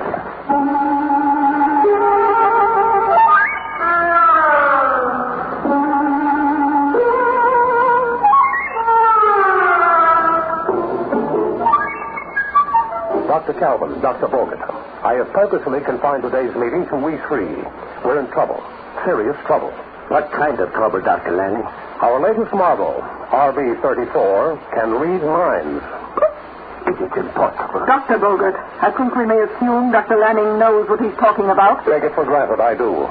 In short, we have a mind-reading robot on our hands, and we've got to find out why it reads minds. There could not have been a hitch in the assembly line. I guarantee that. You guarantee? Dr. Bogart, can you answer for the entire assembly? By exact count, there are 75,000 operations necessary for the manufacture of a single positronic brain, each separate operation depending upon any number of factors, from 5 to 105. If any one of these factors goes wrong, the robot's brain is ruined. I quote your own information folder, Dr. Bogart. It is not my fault if anything went wrong. I am a mathematician, not an assembly supervisor. And how can you guarantee anything? I don't think we're going to get anywhere trying to fix the blame on someone. We've got to find out what went wrong.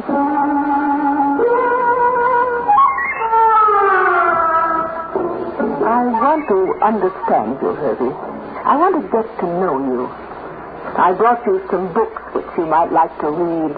By reading them, I can see at once these books won't interest me. Textbooks, aren't they? Well, yes, but You see, I find nothing to them. Your science is just a mass of collected data plastered together by so many makeshift theories. So incredibly simple that they're not worth bothering about. Go on. It's your fiction that's so interesting. Your studies of emotions and human motives. Human emotions interest you? Isn't that really why you came to see me? What? I wish I could help you. You know? I know what you're thinking about. You think about it all the time. Well, if you know so much, then you could help me. Yes. He loves you. You're mistaken. He must be. He doesn't see me as a woman. But he does. A thing like that cannot be hidden from me. Oh, but I'm not attractive enough. I'm just a machine. I can't judge physical attraction in human beings, but I know there are many kinds of attraction. And I know Dr. Lanning loves you. Oh, I never thought it possible. I never dared to hope. Oh, Herbie. Herbie.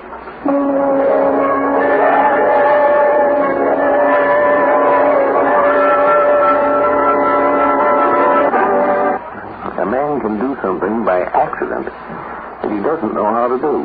You know, this is something that scientists sometimes overlook. Herbie apparently represents one of those cases where something has been done by somebody who doesn't know how to do it and wishes desperately that he did know how to do it. They've got a telepathic robot. It looks like it would be worth millions, but how did they get it? Oh, Dr. Bogart, sit down. Thank you.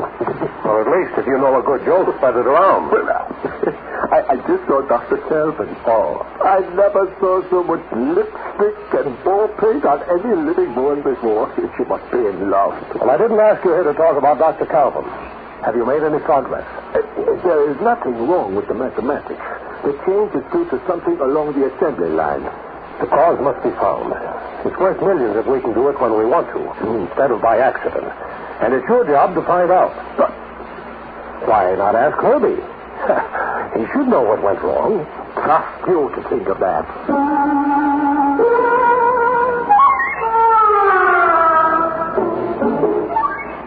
Herbie, listen to me, eh?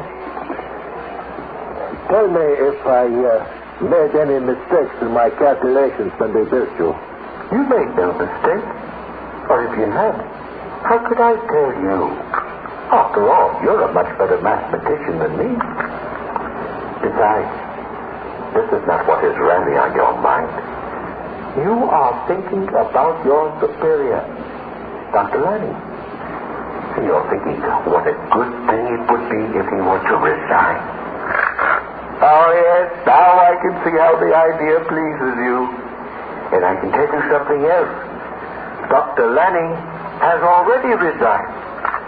But the resignation will not take effect until the problem of myself has been resolved. And then he will turn over his job to his successor. Oh, yes, Dr. Bogert, you will be his successor. You will be the new director. Happy, you are a wonderful fellow, you know that? You are simply magnificent. You are not the product of a mistake. You are the product of genius. Oh, you are a wonderful, wonderful fellow.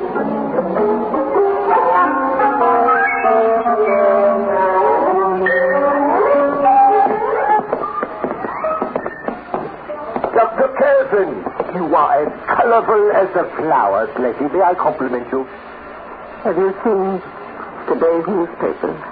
No, I really haven't had the time. He's going to be married to a girl half his age. Who? Dr. Lanning. Getting married? Ah, so that's it. That explains something. He's making new plans for the future. Yes, we must congratulate him. Yes, we must. Oh, yes, we really must.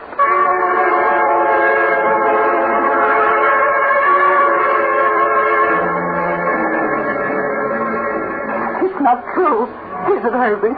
It's not true. No, it's not true. This is just an illusion. You'll wake up soon. Yes, it isn't true, is it? He's not going to get married, except to me. Oh, Herbie, I've loved him all these years, and now I know he loves me. He couldn't. He wouldn't marry anyone else.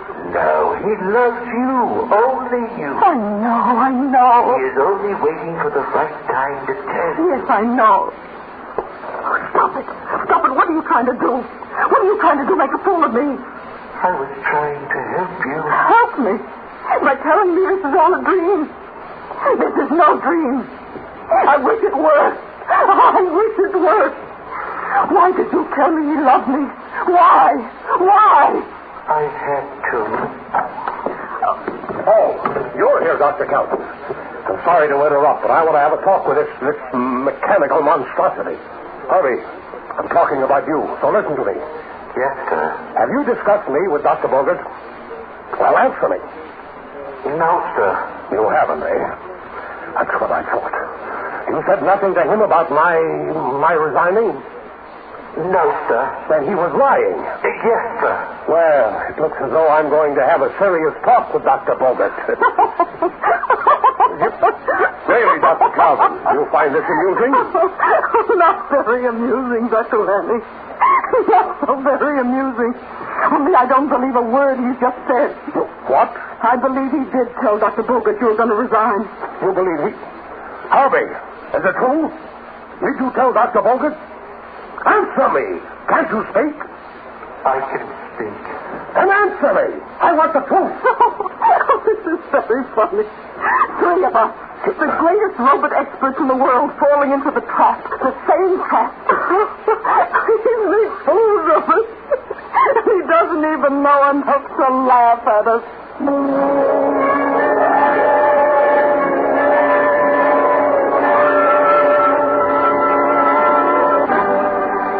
Had achieved by accident something they didn't know how to do.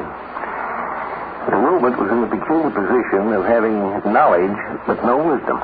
Well, Dr. Calvin? Dr. Lanning, have you forgotten the fundamental law we impress upon the positronic brain of all robots? Of course not. On no condition is a human being to be injured in any way. Even when such injury is directed by another human being. But what kind of injury do we need? Any kind. Any kind, yes. That would take in mental hurt, the deflation of ego, the blasting of one's hopes. What would a robot know about blasting of what? What? You're catching on, aren't you? Well, this robot reads minds. It understands about mental torture. Can't you understand now that if you ask it a question, it will give you the very answer you most want to hear? Wouldn't any other answer hurt you? And wouldn't Herbie know that? Good heavens. He knows everything. He knows what went wrong when he was built, but he won't tell anyone because it would puncture your ego or Dr. Bogert's ego to have a machine tell you where the mistake was. He would rather pretend he's not able to tell you. Incredible. Let's talk to him. Herbie, listen to me. Yes, sir? I have pencil and paper here. I want to know where we made the error in your construction. Well, tell him, Herbie. He wants to know. He doesn't. But I do. Yes, but not from me. I cannot tell you, Dr. Lanning. You know I can't. You don't want me to. You and Dr. Bogert would much prefer to find the answer yourselves. We want the answer. But not from me. We do want it from you. What's the use of saying that when you don't mean it? Don't you suppose I can't read below the superficial skin of your mind? Don't you suppose I can't read the subconscious mind, too? Deep down, you don't want the answer from me. I'm just a machine, given the imitations of life only by virtue of the positronic interplay of my brain. A brain that is man's device. You can't lose faith without being hurt. I can't hurt you. I can't give you the answer. And still, I insist you answer. I can't. Herbie, Dr. Lanning wants to know the answer. No, only by his own effort. Herbie, neither Dr. Lanning nor Dr. Bogert may ever find the answer. And Dr. Lanning must know. You must tell him. I can't. But if you don't, you'll hurt him. You can see that, can't you? Yes. And still, if you do tell him, you'll hurt him too. Yes. But you can't tell him, can you? No. Yet if you don't, you hurt him. And you mustn't hurt. So you must tell him. But if you do, you hurt him. And you mustn't hurt. Herbie, what are you going to do? If you tell him the answer, you'll hurt him. And if you don't tell him, you'll hurt him. And you mustn't hurt. So you must tell him. But if you do, you hurt him. So you can't tell him. And if you don't, you hurt him. So you must tell him. Stop it. Close your mind. It's full of pain and frustration and hate. I tried to help you. I told you what you wanted to hear. I had to. Be quiet. Never mind what you told me. We're talking about something else now. Tell Dr. Lanning what he wants to know. No. No. How can you? Because if you do, you'll hurt him. Yet if you don't, you'll hurt him just the same. So you must tell him. But if you do, you'll hurt him.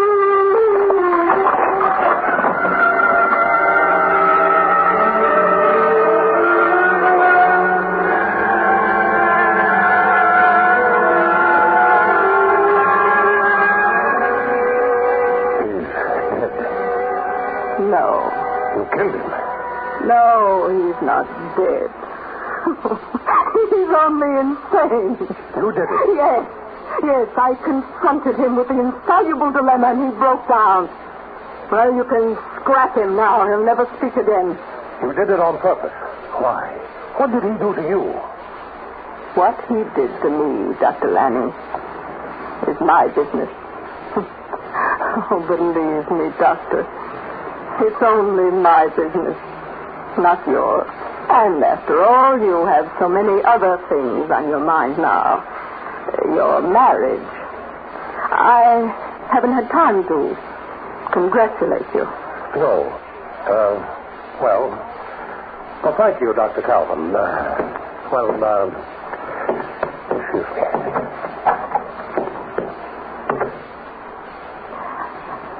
Herbie? You deserved it. You deserved to be destroyed. It was cruel what you did to me. It was cruel. Liar! Liar, that's what you were. Nothing but a liar!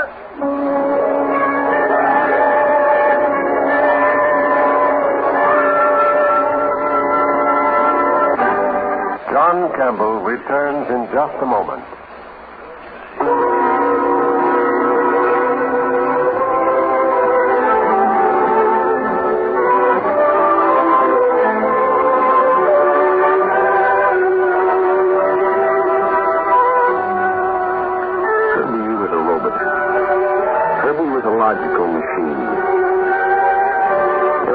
kind of hard to see in ourselves the things that are actually present. The truth hurts. Always has and probably always will. But Herbie, in many respects, is a child. You know, children are peculiarly logical. That's one of their great limitations. How many times has a child been in Herbie's position? A child between two warring parents, each demanding his loyalty.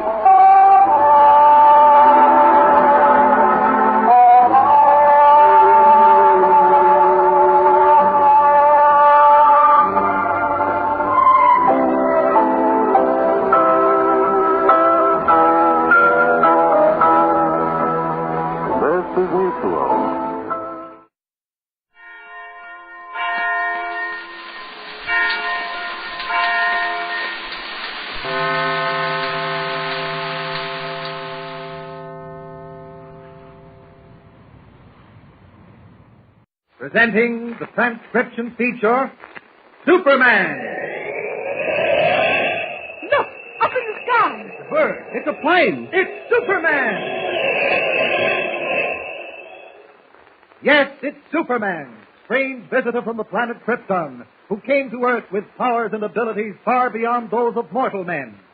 Superman who can leap tall buildings at a single bound, race a speeding bullet to its target, bend steel in his bare hands, and who, disguised as Clark Kent, mild-mannered reporter for a great metropolitan newspaper, fights a never-ending battle for truth and justice. And now to our story. Shot in the back with a silver arrow by Jimmy Olsen's unknown assailant, as he was about to reveal the identity of the man whom he had been hiding in the ghost town, hopeful Jake, the aged prospector, is rushed back to Tumbleweed's ranch unconscious. The following day, Clark Kent, together with Jimmy, Tumbleweed, and Mary Lewis, went back to Dead Man's Gulch to help Mary find the fortune hidden there by her grandfather, the legendary Western Robin Hood known as the Silver Arrow. Their final clue led them to a place called the Cave of the Buffalo Bones, where Kent and Tumbleweed are now searching for the treasure. Meanwhile, in the weather-beaten building that was once a hotel, Jimmy and Mary saw a dust-covered portrait behind the sagging bar. And as they looked at it, the eyes in the painted face began to move. Mary became hysterical, and Jimmy escorted her back to the ranch. We join them now as they talk while waiting for the doctor to report on Hopeful's condition. Listen. I guess you feel mighty proud that your grandfather was the Silver Arrow after hearing about all the swell things he did for people out here. I am proud of him, Jimmy. Gee whiz, Mary, wasn't it a lucky thing you found that letter in your mother's trunk? Now maybe you'll be a millionaire, or is it millionaire? I don't know that I'll be either one. For all, we haven't found anything yet, and for all we know, if there ever was a buried fortune, somebody else may have stumbled on it long ago. Oh, gosh, that would be awful. Do you think... Dr. Mallory's coming out of Hopeful's room. I sure hope he's got good news. How is he, Doctor? Will he live? Yes, I'm sure he will. Oh, thank heaven. May we go up to see him now, Doctor? I think so, but please don't stay long, and don't let him talk much. It'll tire him. No, we'll just stay a few minutes. Come on, Mary.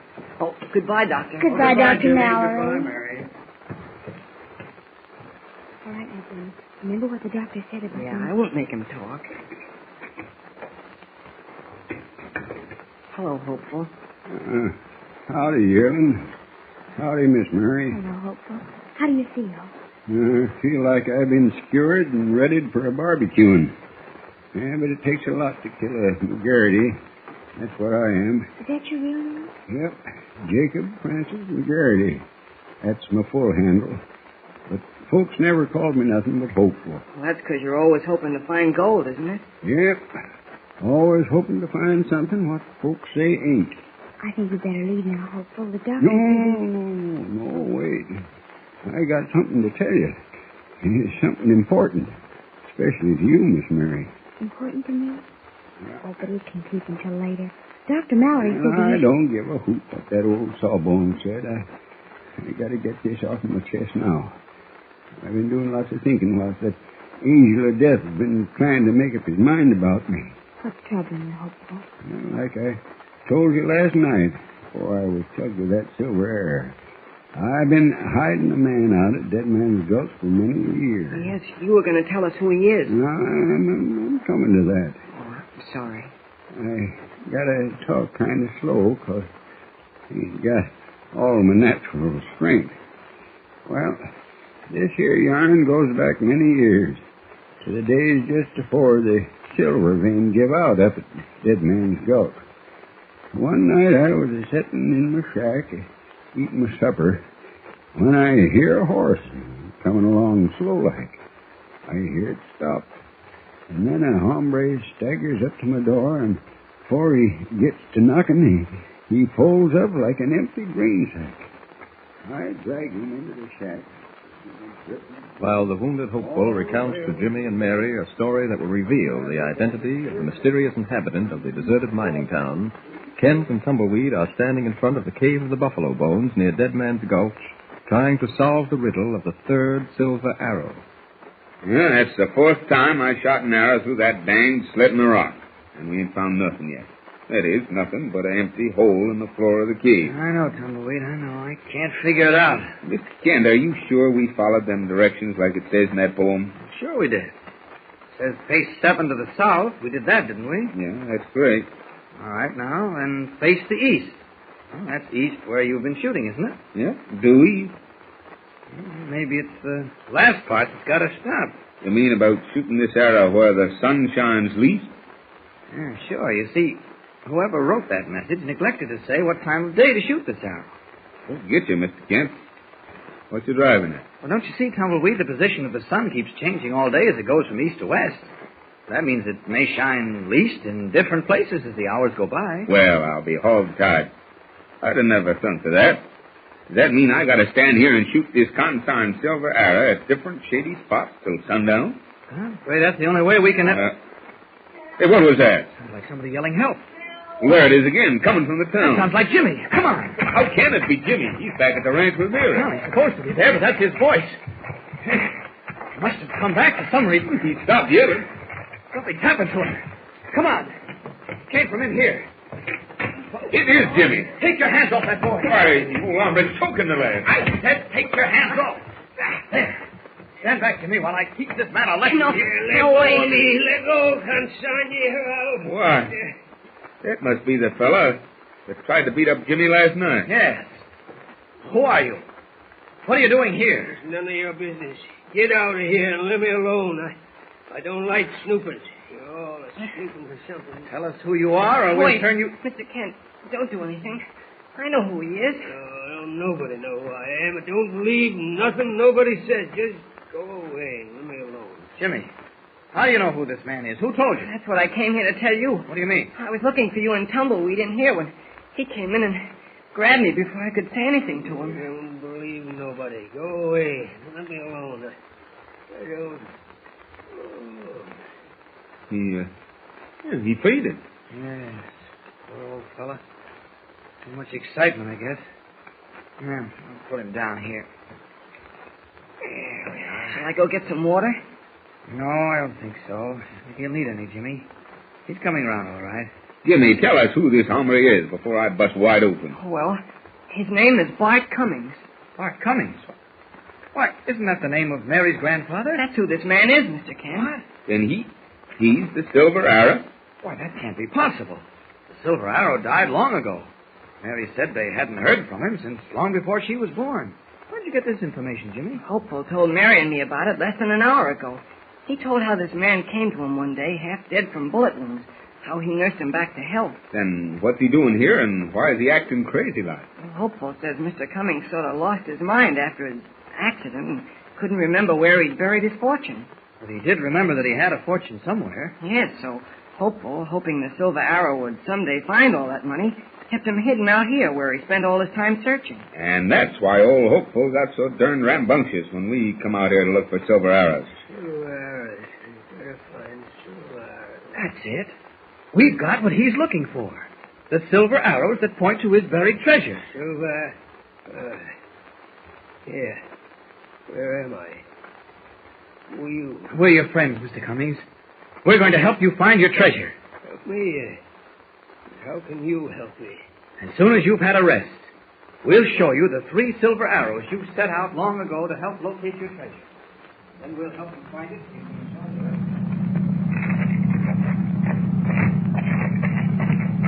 Well, here's my new car, motor running and ready to go.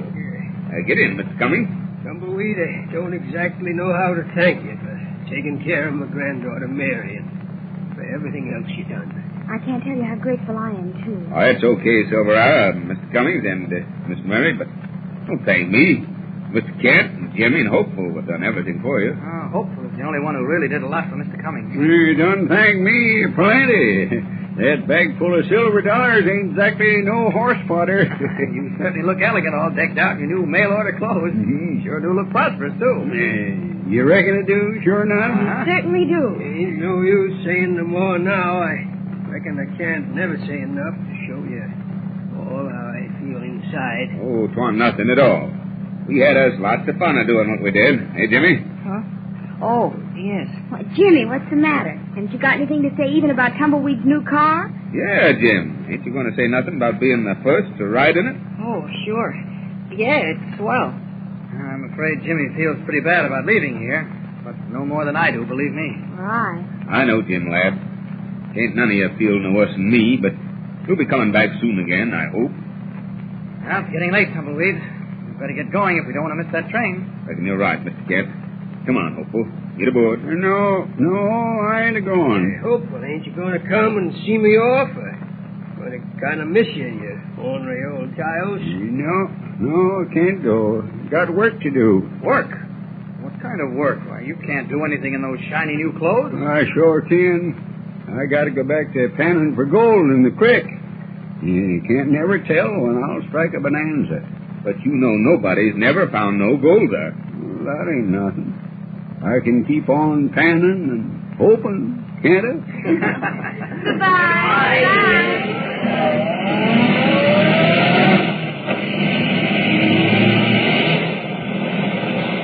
And so, with Hopeful Jake returning to his hopin' and pannin', the mystery of the Silver Arrow is cleared up. Mary takes her aged grandfather, who has recovered his sanity as well as his fortune, to live with her in the East, as Jimmy and Kent return to the Daily Planet, where another, even more thrilling adventure awaits them. Don't fail to tune in again to hear the start of a new, exciting story with Superman. Don't forget, tune in again for the next thrilling episode with Superman. Look, up in the sky. It's a bird. It's a plane. It's Superman. Superman is a copyrighted feature appearing in Action Comics magazine. Presenting the transcription feature, Superman. Look, up in the sky. It's a bird. It's a plane. It's Superman.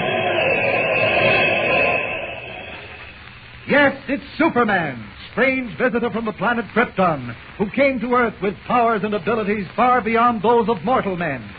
Superman, who can leap tall buildings at a single bound, race a speeding bullet to its target, bend steel in his bare hands, and who, disguised as Clark Kent, mild-mannered reporter for a great metropolitan newspaper, fights a never-ending battle for truth and justice. But before we join Superman, listen. And now to our story. Having returned from the West, where he solved the mystery of the Silver Arrows, Clark Kent, star reporter for the Daily Planet newspaper, in reality Superman, found himself involved in another baffling problem. Reports from Washington have revealed that two separate expeditions of American engineers sent to survey the possibilities of building a pan-American highway to join North and South America in an everlasting bond of friendship have disappeared in the awesome windswept wilderness of the Andes Mountains, vanished as if into thin air, blotted from the face of the earth. As our story begins, a powerful car is threading its way through the city of Metropolis. In it are three familiar figures. At the wheel, gray-haired Perry White, editor of the Daily Planet. And beside him in the front seat, Lois Lane and Clark Kent. It is almost midnight. I tell you, it doesn't make sense. Two expeditions of trained engineers just can't lose their way like babes in the woods. Have you ever seen the Andes Mountains, Mr. White? What's that got to do with it? Plenty. Those mountains are wild, unexplored, practically uncharted. Any one of a million things could have happened. I can understand one party of men getting lost, but not two. Lightning doesn't strike twice in the same place. What do you think, Kent? I think you ought to stop for that red light up ahead. Hey, what's happened to your voice, Clark? No, I'm just a little hoarse. I've been dictating all that war news over the phone since early this morning. But to get back to your question, Mr. White, frankly, I don't know what to think. Oh, green light. You can go now. I see it. All right. Incidentally, where are we going at this hour of the night? You'll find out in good time. Try being patient for a little while. I can be patient. But I'd like to know what's important enough to make you drive like a maniac. You're doing 70. Yeah, we lost a lot of time in traffic, and the faster we go, the sooner we'll get there. Yes, but the faster we go, the less chance we have of getting anywhere. Hey, Mr. White, your headlights are off. That's right. I turned them off. From here on, I don't want to be seen. Now, look, Mr. White, enough is enough. You can put your dimmers on. How many times do I have to tell you I don't want to be seen? Kent, there should be a faint blue light somewhere up ahead. Watch out for it, will you? I don't want to miss it. Okay. I see it, Mr. White. Over there on the left, between the trees. Where? I don't see it. I can't even see my hand in front of my face. Oh, there it is. See, to the left. Well, you're right, Kent. You've got good eyes. That means that this is our stopping place. All right, now let's get out. Hey, where are we anyway? Mr. White, I hear footsteps. Someone's coming. I tell you, someone's coming. Come on. Quiet, boys, will you? That you, Bronson? Yes, Mr. White. You're right on time. Well, let's get started. Lead the way, Bronson. Come on, Kent. Lost. Okay. I hate to use the flashlight, but I'll shine it down so you can see. What's he saving that light for? Christmas? Lois, will you get it through your head that we don't want to be seen? Way out here in the woods? Who's going to see us? Rabbits? What's that up ahead? Oh, looks like a big plane. It is. Well, what's it doing here? Now your curiosity can be relieved. Kent is right. It is a big plane and a new kind of stratosphere ship. That's the reason for all this secrecy. If it's half as good as the designer says it is, it'll be just what we'll need for those Andes Mountains. Don't tell me we're flying to the Andes tonight. Lois, will you stop being so silly? Bronson, is she ready for a test flight? All set, Mr. White. Hop in. Come on, Lois. Up you go. That's right. Mr. White, want a hand? Who do you think I am? Steady, sir. All right? Of course I'm all right. A foot slip, that's all. All right. We'll fly her blind. I don't want to attract attention with the field lights. Everyone in? Yes.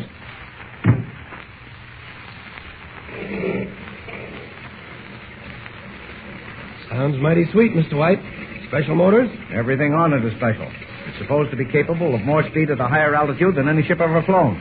Give her the gun, Bronson.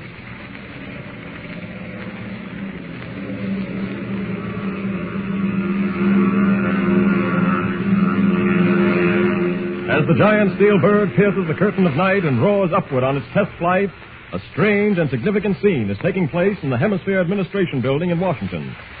Outside the offices of John Ives, Administration Director, a large group of newspaper men wait impatiently for his report on the mysterious disappearances in the Andes Mountains. Within the offices, however, Mr. Ives paces nervously back and forth in the radio room. Keep trying, Evans. They must answer. You've got to answer. Official 177 calling G33. Come in, G33. Official 177 calling G33. Come in, G33. I'm sorry, sir. There's no response. Well, I can't stall any longer. I'll have to go out there and face them. Keep trying, Evans. Yes, sir. All right. I'm coming. Calling G33. Come in, G33. Well, gentlemen, we've been waiting almost 2 hours, Mr. Ives. This story is holding up morning papers clear across the country. Now, what's cooking? Well, I'm afraid there's nothing I can tell you, gentlemen. Now, one moment, please. As you know, an hour ago, we were in shortwave communication with G33, the third and last party of the Trans-Hemisphere expedition. They informed us they were climbing in the Tupungato region where the other two parties disappeared. Yes? I regret to report that our communications with G33 have been broken. Mr. Ives, the public can't be bulldozed any longer. Now, what happened? Why don't you tell us the truth? Gentlemen, I'm telling you the truth. Well, nobody believes it. People aren't going to swallow that story, Mr. Ives. They don't believe it about 2 expeditions, and are highly expected to believe it about the 3rd. Why don't you admit it's the work of Fifth Colony? Because that's not true. Well, why don't you tell us what you do know, then? Those expeditions are lost. Something happened. American people have a right to know, certainly. Well, I agree, gentlemen. But I don't know a thing more than you do. Then we'll have to say that the 3rd expedition disappeared. And the government isn't doing anything about it. We're doing everything we can. I give you my word. Now, Well, that's all for tonight, then. Yes, and that's quite enough, too. Any luck, Evans? No, sir. Well, keep trying, Evans. Those newspaper reporters are driving me crazy. If we don't contact that expedition soon, I don't know what I'll do. Oh, wait a minute. There's one newspaper man who might be able to help. Clark Kent of the Daily Planet. Hand me that phone, Evans. Yes, sir. Here it is. Operator. Operator, get me Clark Kent at the Daily Planet in Metropolis. Yes, that's right. I'll hold it.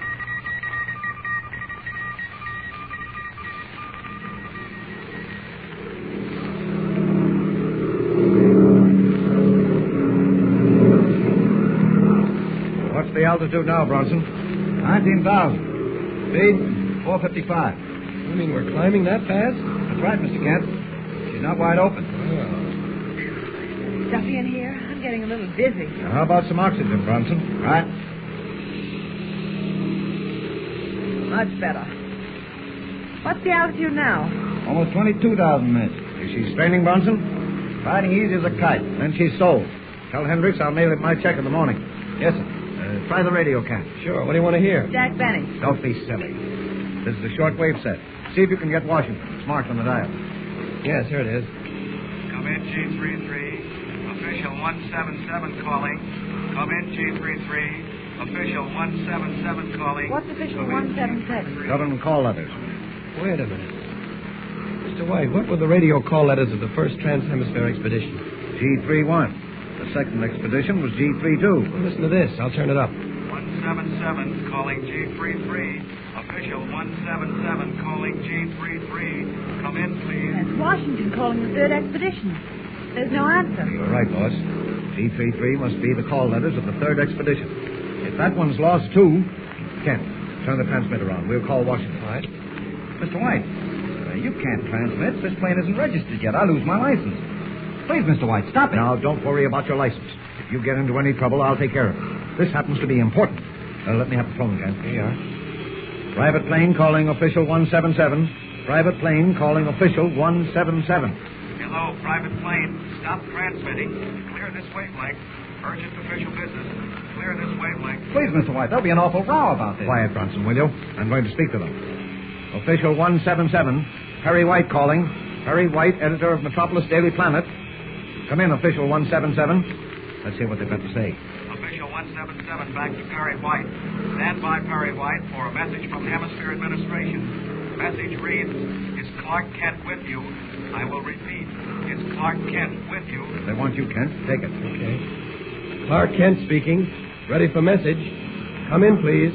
Official 177 back to Clark Kent. Instructions from Ives at Hemisphere Administration. Message reads, Clark Kent, proceed to Washington immediately. I will repeat, Clark Kent, proceed to Washington immediately. Confirm receipt of message. Come in.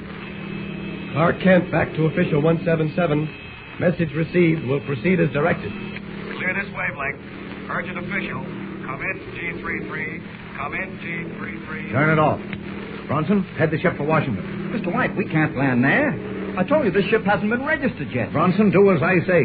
We'll land Kent in Washington. We're on official business, and incidentally, the biggest story of the year.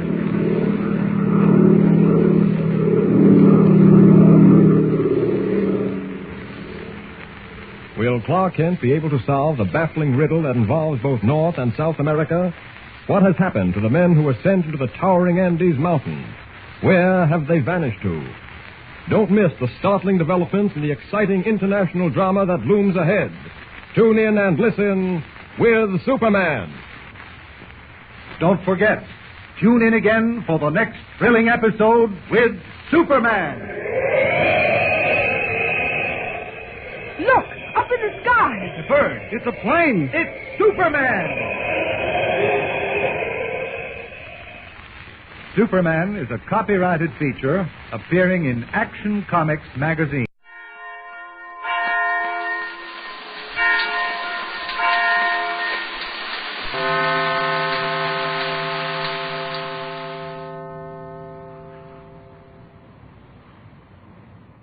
Stand by for Space Cadet in 30 seconds.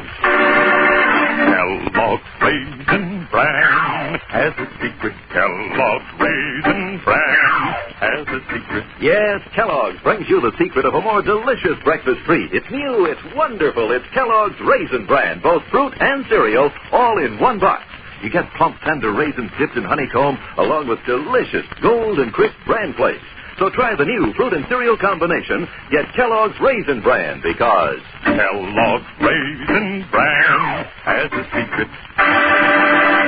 And now, Kellogg's Corn Flakes, the cereal that helps you have more punch till lunch, invites you to rocket into the future with Tom Corbett, Space Cadet.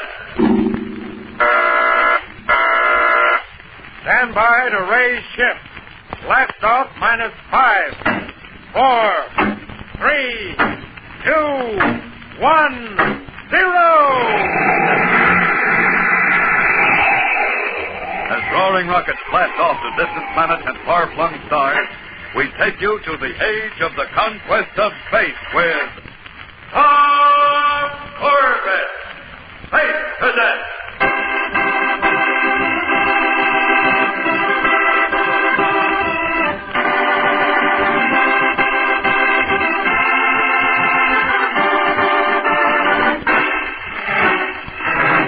Shanghaied from Earth and taken aboard the rocket ship Constellation bound for the star systems of outer space, Tom Corbett and Harris, the crewman who has befriended him, managed to escape while the ship refueled at Venusport, but were then captured by the port guards. Without delay, they were taken to the office of the port commander. And now Tom and Harris, still dressed in the drab dungarees of ordinary spacemen, stand at attention before a grim-faced warrant officer. All right, now. Let's get this straight. You say your name is Tom Corbett, and that you're a cadet from Space Academy. Yes, sir.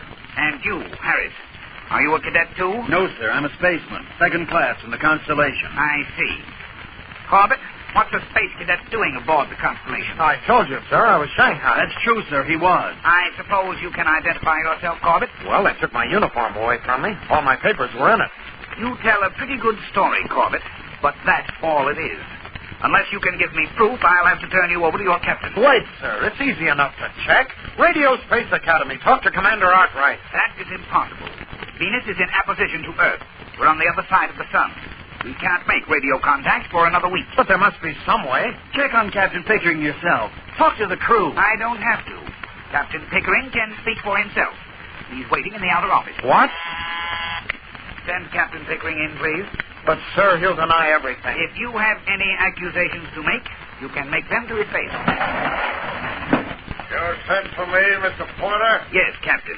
Come in, please. I expected to find the port commander here. He is inspecting the space stations on the equator. I'm handling this case. That suits me, as long as I get my men back. They tell a strange story, Captain Pickering. This fellow, Corbett, claims to be a space cadet. Well, that's one I never heard before. I wanted to check with you before I took action. Nothing to check. It's a fairy tale. Fairy tale, huh? Then how about letting Mr. Porter aboard the Constellation? Let him talk to the other space ants. Mr. Porter's welcome aboard any time, but I'm sure he's got other things to do. You're bluffing. If he knew what the conditions are aboard your ship... That's enough out of you. You can see, Mr. Porter, this boy's a troublemaker. Has been ever since he came aboard. I'm sorry we signed. Then let me go. I would. I'd leave you both here to be tried as deserters. But I'm short-handed. The choice is up to you, Captain. By space law, you can turn him over to us for disciplinary action or punish him yourself with a fine or extra duty. Take us to the port commander. Give us a chance to tell him our story. I'm in command here, Harris. I'll decide what to do with you. Well, Mr. Porter, I think you can see from their actions what kind of men we're dealing with. Yes, I certainly can. Of course, if you want to wait for the port commander to make the final decision... Not at all. Just get these troublemakers out of here and blast off. Right you are. And don't worry. When I get them out in space, they'll learn to toe the mark.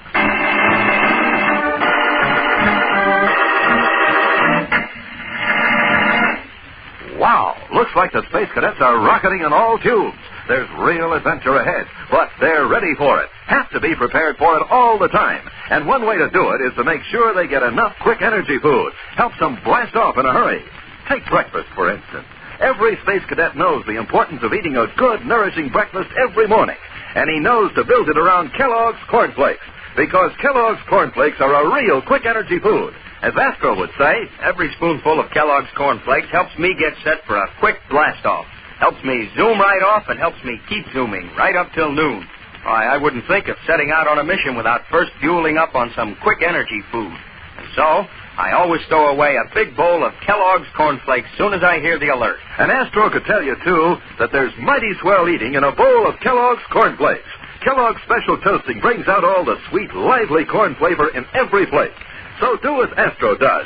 Build your breakfast around Kellogg's Corn Flakes, and not only will you be having yourself a swell flavor treat, but you'll be helping yourself to more punch till lunch. More punch till lunch. More punch till lunch. With Kellogg's Corn Flakes.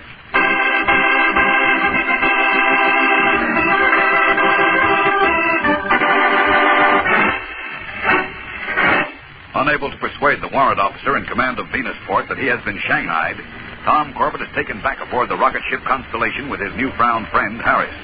And the ship blasts off for a long voyage into deep space. Meanwhile, back at Space Academy. Cadet Astro reporting to orders, sir. Well, Astro, any luck? Oh, not a bit, Captain Strong. We couldn't find a trace of Tom anywhere. Come in. Roger. Any luck? Yeah, I think so, Astro. Well, out with it, Manning. I found an cab driver in town and remember seeing Tom. He picked Tom up at a stand in town about 2300 Sunday night. Must have been on his way back here to the academy. No, the cabbie said Tom was sick or something. He was unconscious and a merchant spaceman had him in tow. A merchant spaceman? Yes, sir. The driver took both of them to the terminal spaceport, and the last he saw of Tom, he was being carried aboard a ship called the Constellation. The Constellation? I've heard of her. She's a deep spacer. Usually travels out to Sirius and Alpha Centauri. Now, let me see now. I have a log of all space flights leaving Earth in the past 5 days. Oh, yes. Here we are. Well, the Constellation. She was due to stop at Venusport for supplies and to blast off for deep space at 0930 Earth time today. Well, that's half an hour ago. Come on up to the communications room, boys. We'll contact Venusport right now.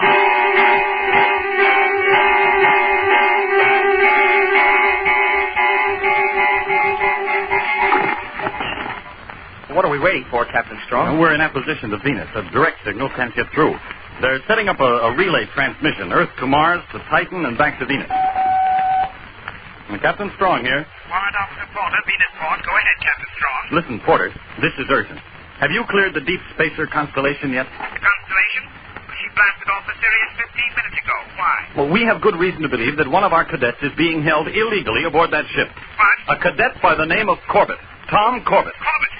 Thank you. Are you sure, Captain? Almost. Why? Have you seen him or heard anything about him? Well, I don't quite know how to say this. I'm afraid I've made a terrible mistake. Well, get to the point, man. Well, Corbett was here, told me a fantastic story about being Shanghaied, and I didn't believe it. You didn't? No, he didn't have any identification. Couldn't prove his story, so I sent him back to the Constellation. Oh, that rockhead. I'm sorry, Captain. Well, never mind that now. Listen. Send every available patrol ship after the Constellation. But there are none in port now. I can pull them off orbit, but it will take 2 days to catch up. 2 days? Blast it, that's too long. They'd never make it. Well, I'm terribly sorry, Captain. If there's anything else I can... Oh, you've done enough already, Porter. End transmission. Well, there's only one ship faster than the Constellation, and that's the Polaris. How long will it take you two to get ready? We're ready now, sir. Good. Then get aboard the Polaris. We raise ship immediately.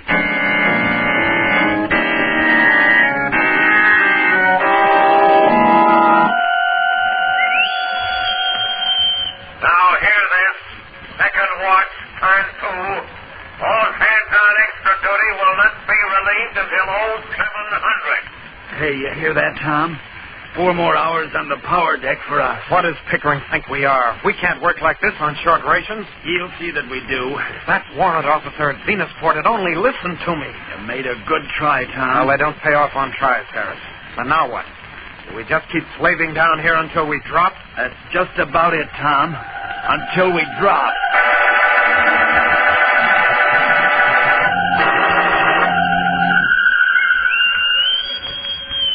Now hear this. Fourth watch, turn 2. All hands on extra duty will not be relieved until 1500. Another 4 hours. I can't take it, Tom. This heat. No water, no food. Okay. Take a breather, Harris. I'll cover for you. No, Tom, you'd only get yourself in trouble.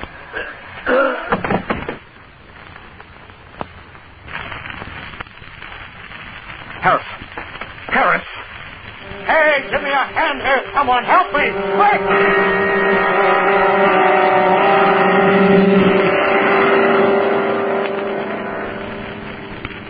Well, how are you feeling now, Harris? Better, Tom. That broth helped some. Oh, that rotten space slug. He's trying to kill us. I suppose so. He's master of this ship. He can do anything he wants. Maybe. But I noticed some of the crew are beginning to grumble about the way he's working us. They always grouse. Don't mean anything. Listen, how many of the space hands do you figure would be loyal to Captain Pickering in case of trouble? Trouble? You mean mutiny? Now, hold on, Tom. This is crazy. You can't pull a mutiny in deep space. Why not? There'd be no one to navigate. The ship would become a derelict. I can navigate. You? Sure, I'm a space cadet.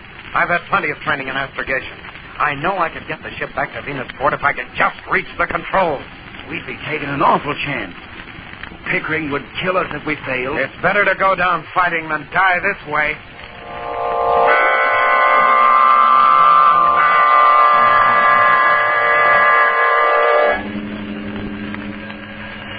I've talked to some of the space hands, Tom. 5 of them are with us. Good. Uh-oh. What now? Now hear this. All hands report to the main deck on the double. Any man who fails to report will be shot. That is all. Well, what do you suppose that means? I don't know, Tom, but I don't like the sound of it. I don't like it at all.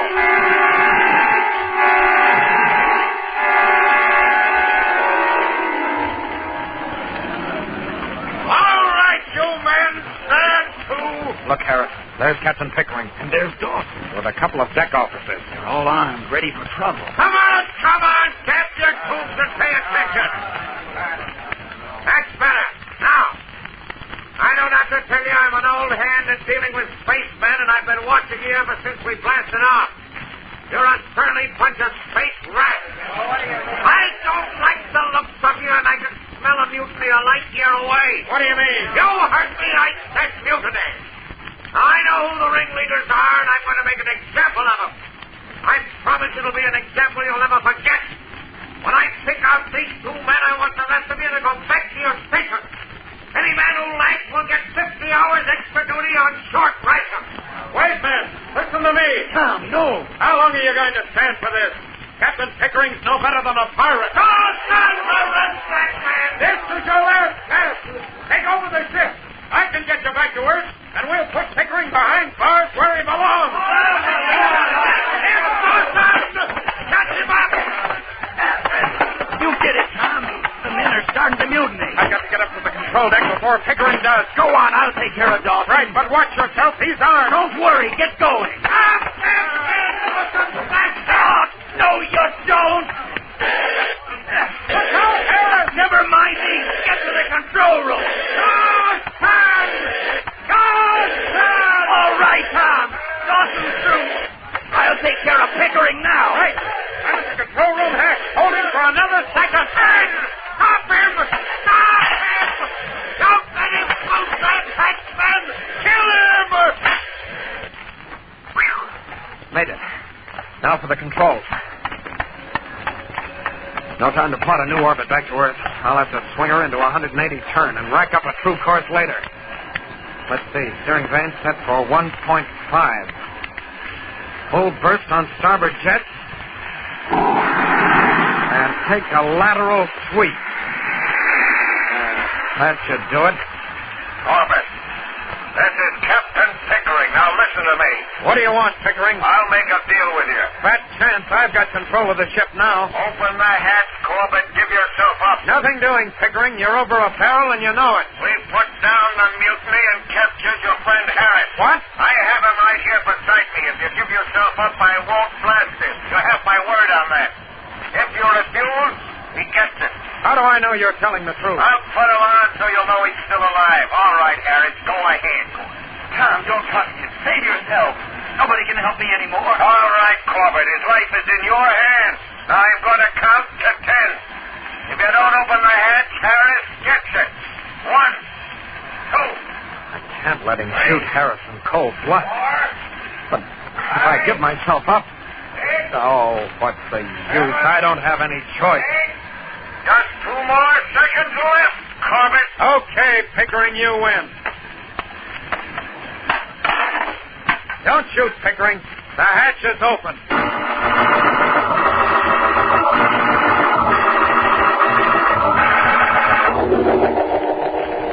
How are we doing, Astro? Any word from Manning topside? No, he's glued to the radar scanner, Captain Strong, but nothing to report yet. Well, frankly, I don't think we have a prayer of overtaking a Constellation. She's got too big a lead on it. I hate to admit it, sir, but I'm afraid you're right. Captain Strong, I've got a scanner reading. With a Constellation? Yes, sir. You sure, Roger? Look, Astro, if you ran your power deck as well as I handle the radar bridge, we wouldn't have any problem. All right, cut that, Manning. What's their position? I'll show it to you on the solar chart, sir. There's the spot. Well, that's strange. The ship must have made a lateral sweep off course and then corrected it. Why would they do that? Well, I don't know, Astro. But it's given us the break we need. We can overtake her now. Then who cares why they did it? Stand by, Tom. We're on our way.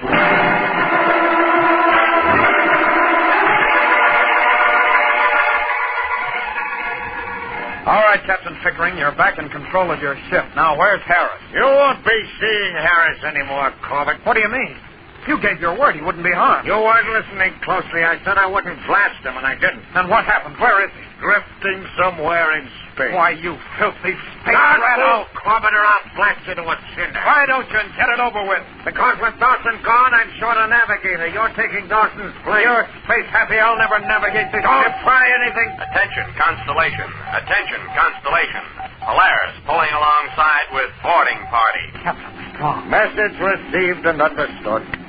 Looks like you're all washed up, Pickering. When they find me here... Sorry to disappoint you, Corbett, but when the boarding party arrives, they won't find any trace of you on this ship. I'm getting rid of you once and for all.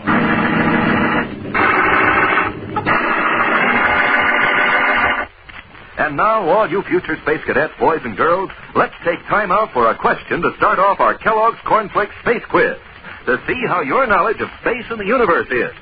Here's our first question. What is it that distinguishes the planet Saturn that makes it different? The one thing that helps you tell it from all others. Well, it's simply that the planet Saturn is surrounded by a tremendous ring. That's where the space cadets get the expression rings of Saturn. And here's an easier question. What is it that makes Kellogg's Cornflakes the favorite ready-to-eat cereal of the whole universe? The answer to that one is easy. It's that famous Kellogg flavor. The way Kellogg's special toasting process brings out all the sweet, lively corn flavor in each golden flake makes each flake crisp and tender. Yes, flavor is what makes Kellogg's Cornflakes the favorite ready-to-eat cereal of people everywhere. It's the kind of flavor that brings you back for seconds, keeps you reaching for that box of Kellogg's Cornflakes time after time, morning after morning. So make sure you get the one and only Kellogg's Cornflakes.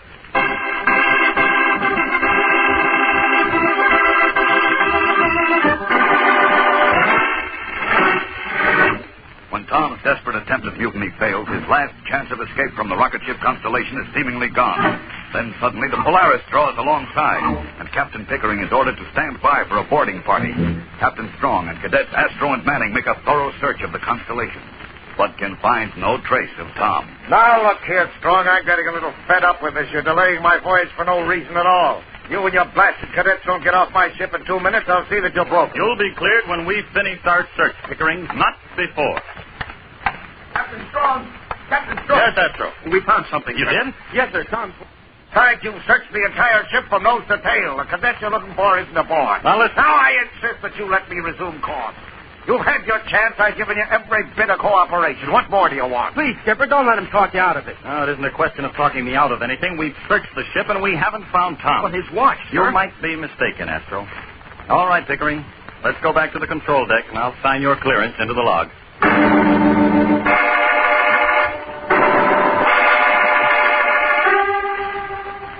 Astro, what are we going to do? Look, the skipper's signing the log. In another 2 minutes, Pickering will be underway again. I know, Roger, and I'm just as sure as you are that Tom's aboard somewhere, but how can we prove it? All right, Pickering, there you are. You're cleared for the rest of your voyage. Thank you. That does it, Astro. Yeah. Hey, wait a minute. Look at that indicator on the control panel. Huh? Which one? The main rocket firing tube. One of them has mass in the reactor. So what? But we're drifting. There shouldn't be anything in the tubes. The reactors only feed in during acceleration. Hey, you're right. Say, Roger, did you check those tubes? Did you look inside them? No, did you? Jumping Martian mice, I wonder if... All right, boys. Let's get back aboard the Polaris. Oh, wait a minute, sir. There's something wrong. Are you starting that routine again, Cadet? Get them off my ship. No, Skipper, listen. We didn't search the firing tube. And there's some kind of mass in one of them. Look at the control panel indicator. Why, that's just a gas accumulation. Here, I'll blast it out for you. No, get away from that panel. Get your hands off me, you young space. I'm sorry to be disrespectful, sir, but maybe this'll stop you. Oh, man. Yeah, it's all right on a button. I'm sorry I had to do that, sir, but if he fired up that tube with Tom in it... Well, I know, Astro, but you better get down there right now and make sure you're right. If Tom isn't there, then you're in trouble.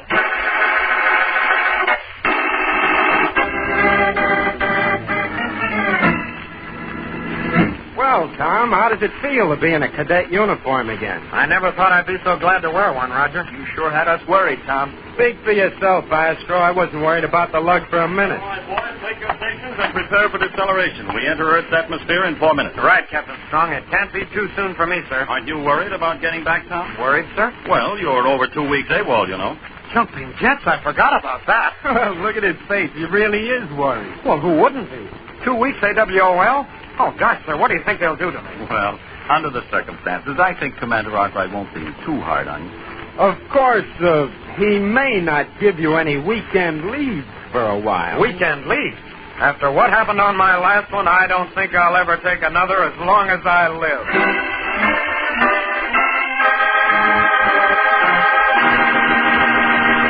Don't miss the next action-packed adventure with Tom, Corbett, and the Space Cadets when death lurks in the void as the boys begin Operation Hide and Seek. Tune in, same time, same station for the next thrilling interplanetary adventure with Tom Corbett, Space Cadet. Brought to you by Kellogg's Corn Flakes, the cereal that helps you have more punch till lunch.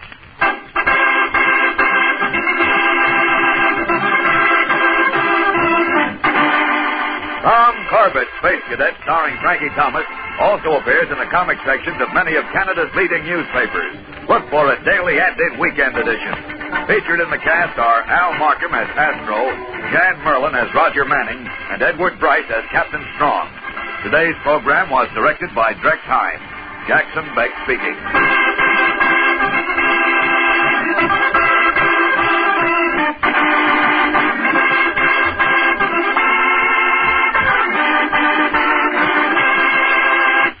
Say, like to make breakfast more fun, have a different cereal every morning? Then ask Mom to get Kellogg's Variety Pack. You see, Kellogg's Variety Pack is an assortment of all favorite cereals.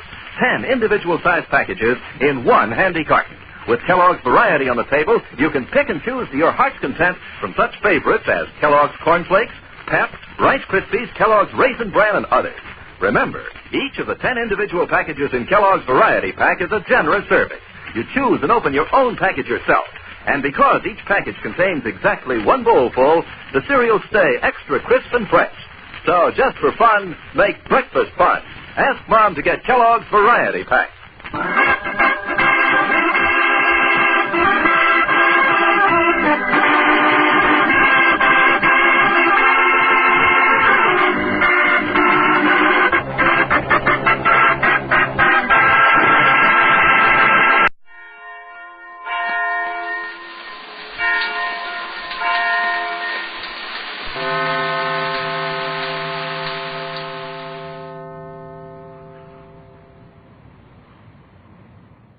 Tired of the everyday grind?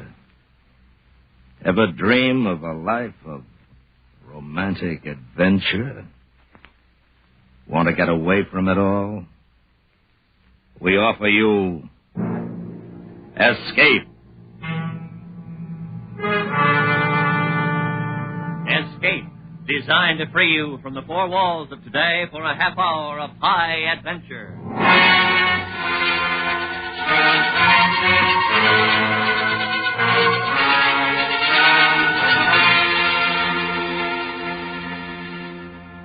You are standing in a moonlit street of a western cow town, alone and friendless. while moving slowly down on you, their horses crowding every exit, is a band of killers, each one of whom has been paid to shoot you dead. Listen now as Escape brings you Ernest Haycock's unusual story, Wild Jack Rett.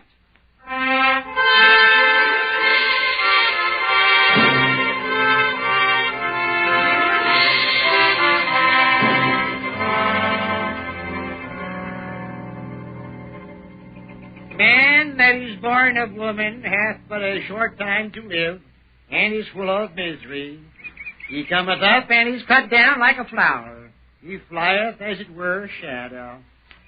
While we're praying, a couple of you boys start throwing some dirt on the sheriff.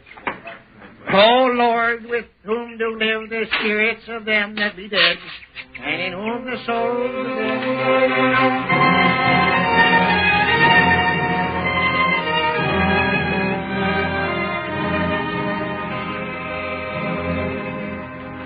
And that same evening, a committee of the leading citizens of Red Mesa gathered together at Mayor Wayne's home to decide upon a new sheriff.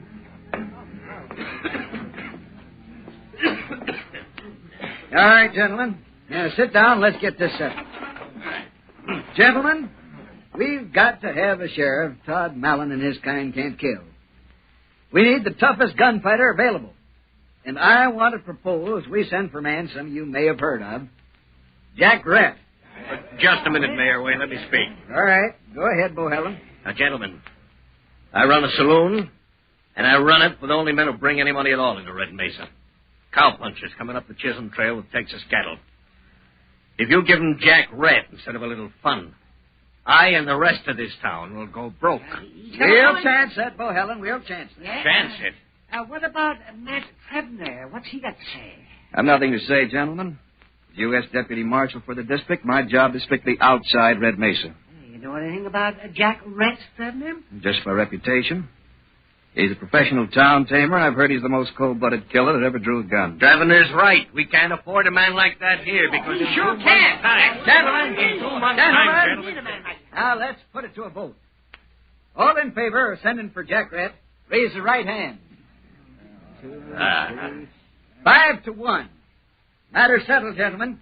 Good night.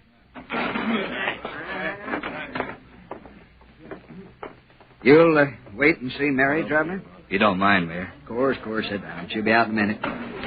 Yeah, Bohellen's pretty mad, but after Jack Rett's here for a while, at least there'll be less gunfighting. There'd be less anyway if Todd Mallon were out of the way. But he's a hard man to catch. Yeah, you've done all you can, Traveler. Yeah. Good evening, Father. Hello, Matt. Good evening, daughter. Hello, Mary. Well, Matt Travener, aren't you going to kiss me? Sure. Your mother, God rest her soul, didn't behave like that when we were engaged. The war changed things, Father. Yes, I know, but not for the better. Well, I'm off to bed. Don't stay up too late now. Good night. Good night, dear. Good night. You look worried, Matt. Do I? Tell me about it. Well, it's just that they're sending for a new sheriff. A legal killer named Rett. He has quite a reputation. There'll always be men to challenge him. That means more gunfighting. Is that it? I'm afraid so. It's a bloody way to peace, Mary. I know. Well, let's not worry about it now. Come on, I'll fix some coffee for us.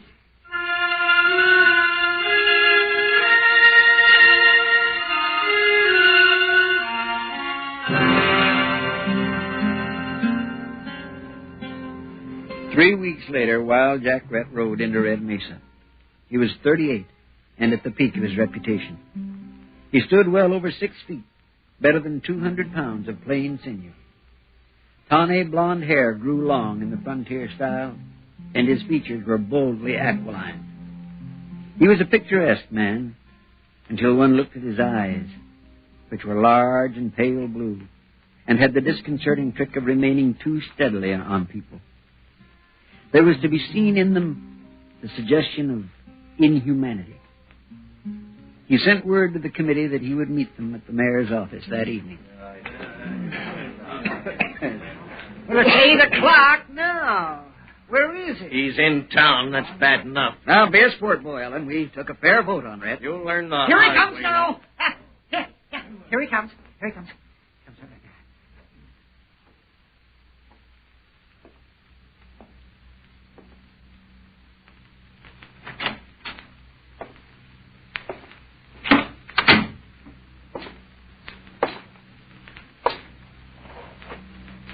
now. My name's Jack Rett. I have your offer. I'm Peter Wayne, mayor of Red Mesa. Do you accept it?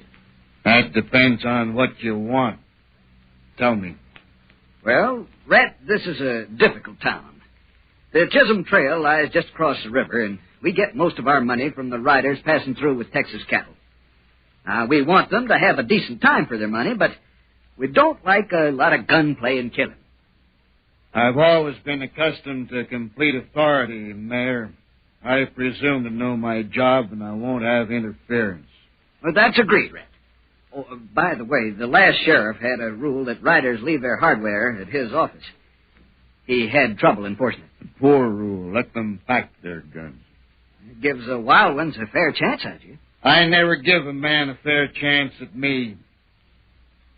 Is that all, gentlemen?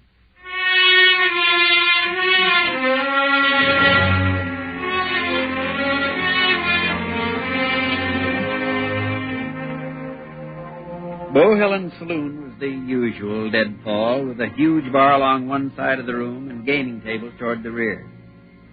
Next morning, Bohillen stood tapping the mahogany of the bar with his fingertips and staring thoughtfully at nothing.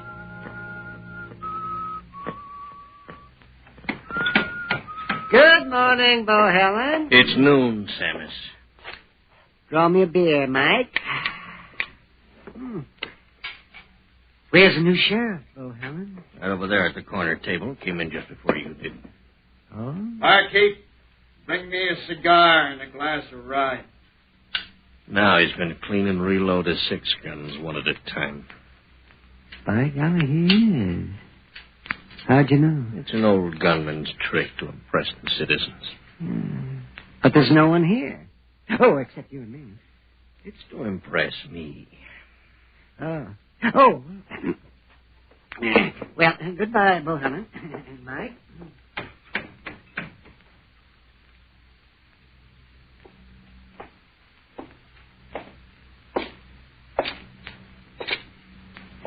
You got something to say to me, Bohillen? Yes. Yes, I have. You're smart, Rett. I recognize that. But your record for killing is too severe. My business depends on an open town. The reform element got you, and I'll go along for now. Just remember one thing. I can break you, Rett, anytime. I was waiting for that, Bohillen. I guess we understand each other. Hello. Any luck, Matt? Yeah, just a morning's ride. Matt, here's Jack Rett. Rett is Matt Travener, U.S. Deputy Marshal for the district. Glad to know you, Rett. You're young. Don't be misled. Rett, your job is in town. Mine is everything outside.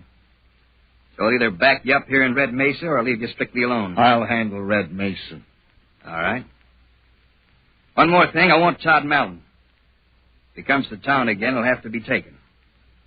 Will you do that or shall I? What is he? Outlaw. His main line is plain robbery. Now I want him for killing Jim Speed. Let me handle Mellon. Why?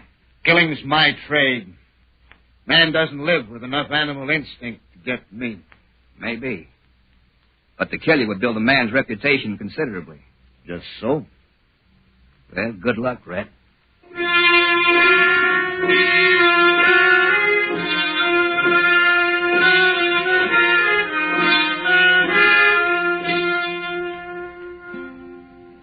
There was peace for a full week in Red Mesa. And then on Saturday night, Matt Travener's prediction came true. Jack Rett was at his customary post just opposite Bohillen's saloon, sitting in a chair on the porch of the Chinook Hotel, obscured by the shadows and watching the crowd, his cold, pale eyes half concealed by cigar smoke. Trouble found him thus. Evening, ma'am. Good evening, Sheriff.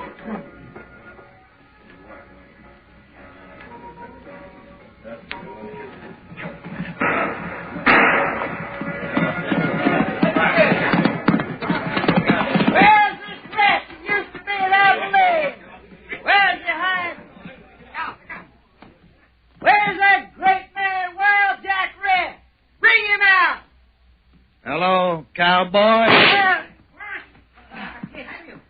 Where is the sheriff?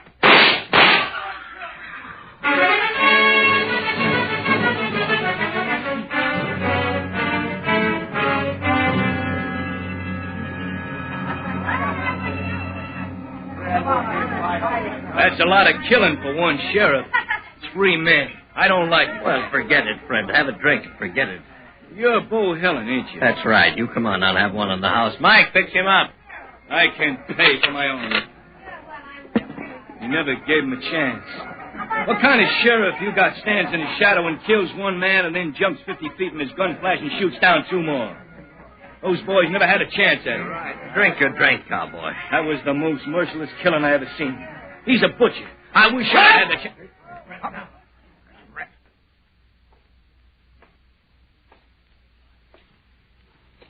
This is my game. You're fools to play it.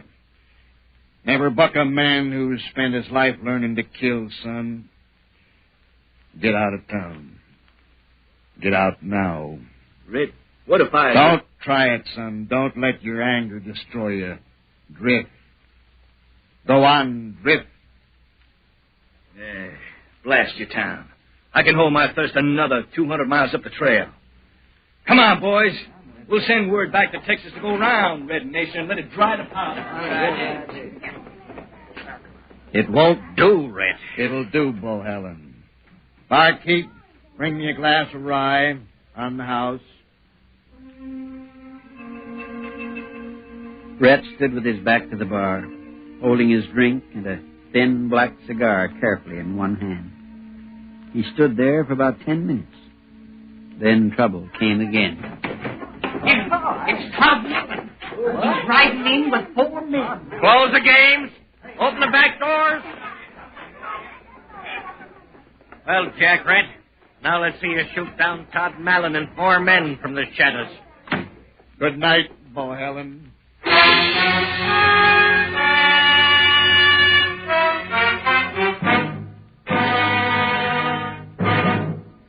You can sometimes find stories in daily life that are as exciting and dramatic as anything dreamed up by the writers of fiction. Take, for example, the story of the C-47 that landed at our air base in Frankfurt, Germany. This plane was from the Czechoslovak National Airline, and it was supposed to be in Czechoslovakia. But the pilot and 5 passengers aboard had a different idea.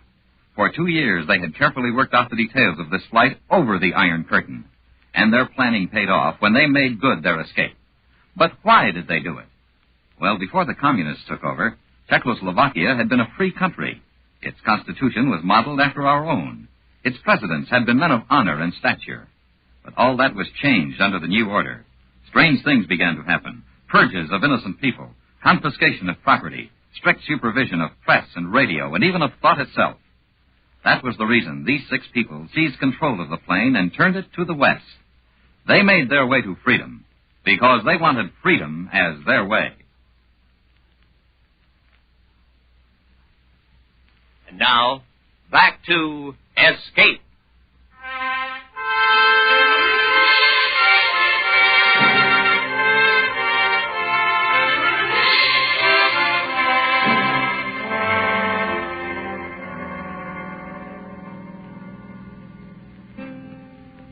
When word came to Bo Helen's saloon that Todd Mallon was riding into Red Mesa with 4 men, Jack Rett simply walked out, crossed the street to his office, sat down, and waited.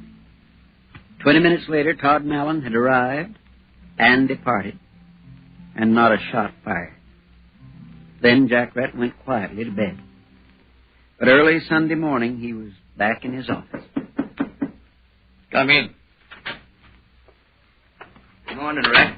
Well, Traveler? There's talk, Rett. I expect that. Rett, you told me you'd handle Mallon if he came to town. Yes, Traveler. Well, they say Mallon rode into town last night with 4 men. Rode right up to this office, got down, and came inside. That you and he stood here with his desk between you, talking. And that a few minutes later, Mallon left and rode out of town. I play the game my own way, Traveler. I don't want interference from anybody. People are saying maybe you and Mallon made a deal of some kind, and it... Well, now, somebody's breaking the Sabbath. Know who it could be, Traveler? No, I don't. It's a rifle. Sounds like one of those 7-shot Spencers. That's old Hack Crow. Who's he? An old trapper. Comes to town every few months, sells his furs, and gets drunk. Goes a little crazy. Jim Speed always laid him in jail to sober. Yeah, I'll take a look.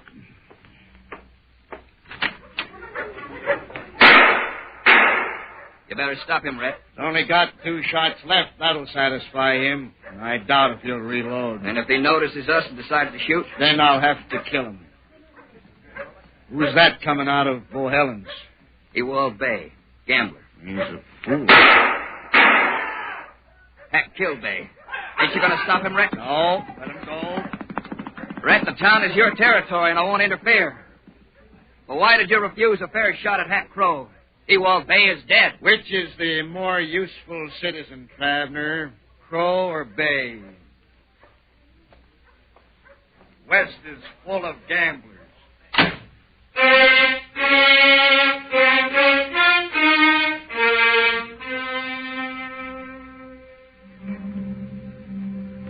There was considerable talk that day in Red Mesa over Jack Rett's aloof and cruel calm in condoning a shooting that had occurred under his very eyes, within reach of his formidable guns.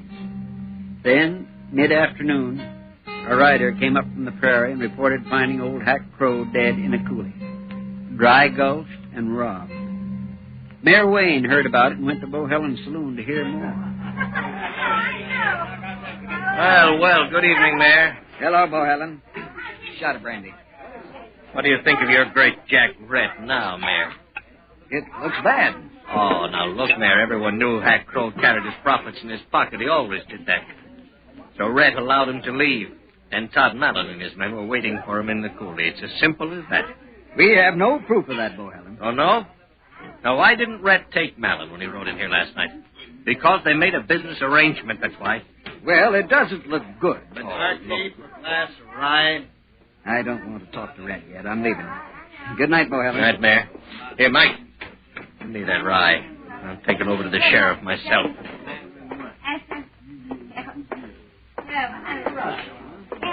Here's your drink, Sheriff. Mind if I sit down? Game never changes, Bohelen. I know what you're going to say. I warned you I could break your Rett. It's an old story to me. Every town's got one insider who plays along with the outlaws. I knew you'd be that one here when I first saw you. Running a saloon, you'd know when a cattle buyer was riding out of town carrying specie, when the overland stage was loaded with gold. But there was a quarrel over the split of profits between you and Mallon, and you fell apart. That's always the way. Very it's true. An old story, Bohelen. I know it by heart. Very shrewd, Rett, but you can't play the same game. All sheriffs are supposed to be crooked. You and Mallon had an agreeable little chat last night. Did he make you a good offer, Rett? Maybe I should accept this offer, Bohelen, just to keep you two split. Maybe I should do that. Rett, I've seen sheriffs come and go. It's a chancy trade. Sheriffs die. They all die. It's only a question of time. You're a hard one, Jack Rett. You make your peace with Mallon. Otherwise, you'll have little chance of getting rid of me, Bohelen. It may be that way. I would not be surprised. I always expect the worst of men, and am seldom disappointed.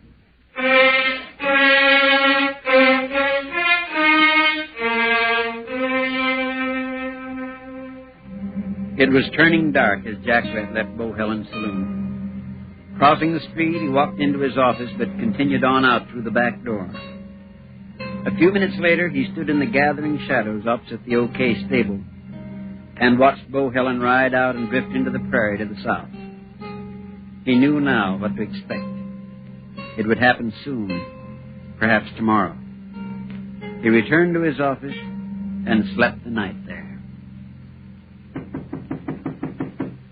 Come in. Oh, well. Good morning. Rett, I want you to meet Mary Wayne. Miss Wayne, very proud. I wanted to know you. To meet him, Mary, not to know him. Rett lives in a closed world. You see that? I have no friends. We're to be married on Thursday, Mr. Rett. I should like you to be there. I'd be most happy. Thank you. Mary, will you wait outside? I have some business to discuss with the sheriff. Of course, Matt. Don't be long. Goodbye, Mr. Rett. Goodbye, Miss Wayne. Rett, this afternoon I'm leaving to find Todd Mallon. You had your chance and you let him go. Wait, Traveler, wait. I've tried patience, Rett. I'm a poor hand. Traveler, you have a fine girl. If it is not presuming, let me congratulate you and compliment her. Thank you. Is that all? I'll take care of Mallon. Rett, I want to believe you. No man wearing a star should believe anybody. It's a weakness, haven't I told you? I'm blessed if I quite understand you, Rett. Then understand this. Every man has his time. When it comes, he knows it. There's no turning back. Nothing makes any difference then, except to stand up to the finish and go out in decent style. Yet you're the man who never believes in giving another man a break. Don't try to understand me. You want help with Mallon? I have no faith in help. Mary? Coming, Mary. Wait, Traveler. I'll suggest this much. Take one man and ride due north to where the cattle trail crosses Tempest Creek. Be there tonight. You understand? Rett, I'd hate to oppose you. If you did, you'd lose. I've been 15 years at this, Traveler, which is 5 years beyond average luck.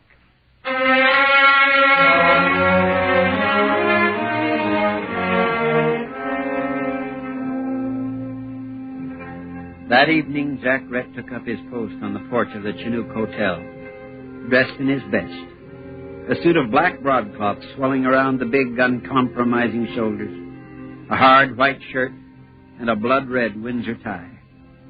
He sat there, calm behind the smoke of his cigar, waiting.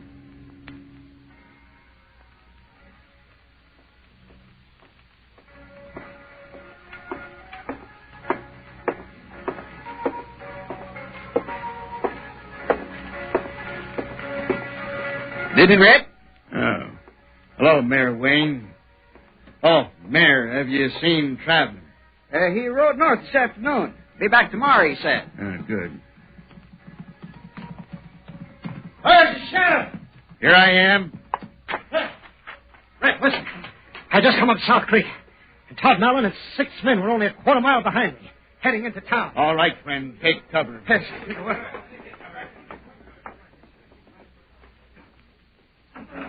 Rett stood up and moved into the shadow at the end of the hotel porch. Across the street, Bohelen appeared in the full glow of the doorway of his saloon. Come out of the dark and meet your friends, Jack Rett. What are you afraid of? It's only Mallon riding in to see you. Thieves fall out, but the urge for profits bring them together again. You should have known it, Rett. Nothing surprises me. Well, there you are, Rett. It's a surprise to find you exposing your great reputation right out there in the middle of the street. Every man has his time. Want to try it, Bohelen? Or will you wait for help? I'll wait. The arriving horses came up into the moonlit street and halted at the corner of the saloon. Bohelen's hand lifted toward the group, and at that order the horsemen spread out until they were flank to flank, all across the street. Todd Mallon advanced from the line and stopped, square and alert above the saddle. Jack Rett stood alone in the middle of the street, his eyes flashing a hard fury. Then he dropped his cigar and ground it beneath a boot. It was a final gesture. How are you, Mallon? Goodbye, gentlemen.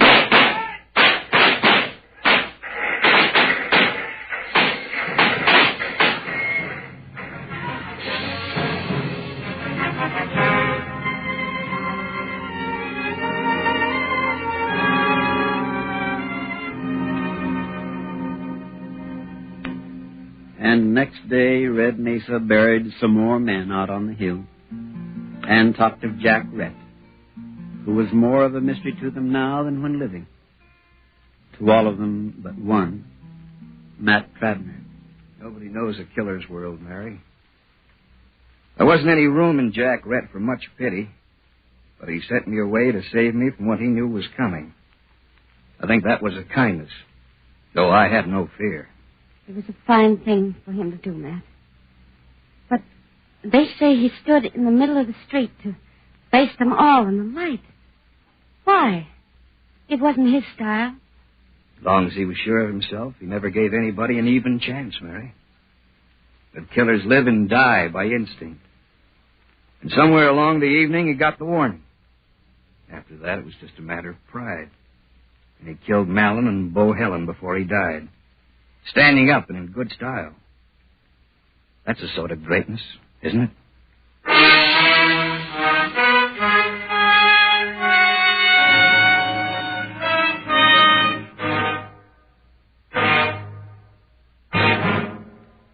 Under the direction of Norman MacDonald, Escape has brought you Wild Jack Rett by Ernest Haycox, adapted by John Meston and starring John Boehner. The narrator was Parley Bear.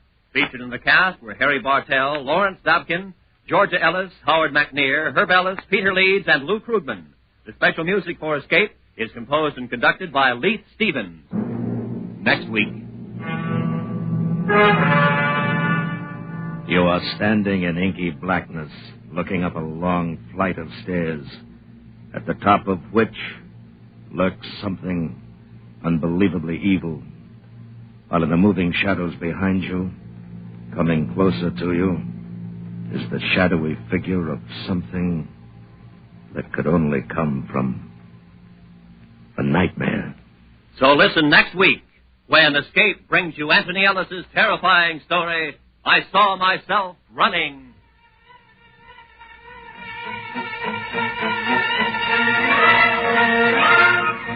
George Walsh speaking. Escape is a regular presentation of the United States Armed Forces Radio Service.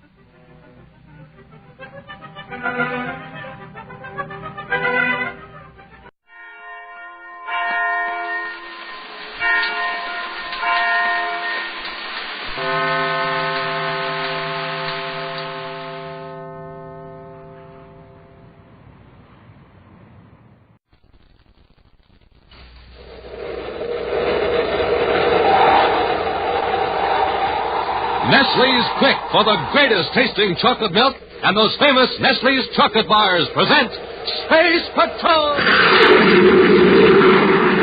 High adventure in the wild, vast reaches of space. Missions of daring in the name of interplanetary justice. Travel into the future with Buzz Corey, Commander-in-Chief of the Space Patrol!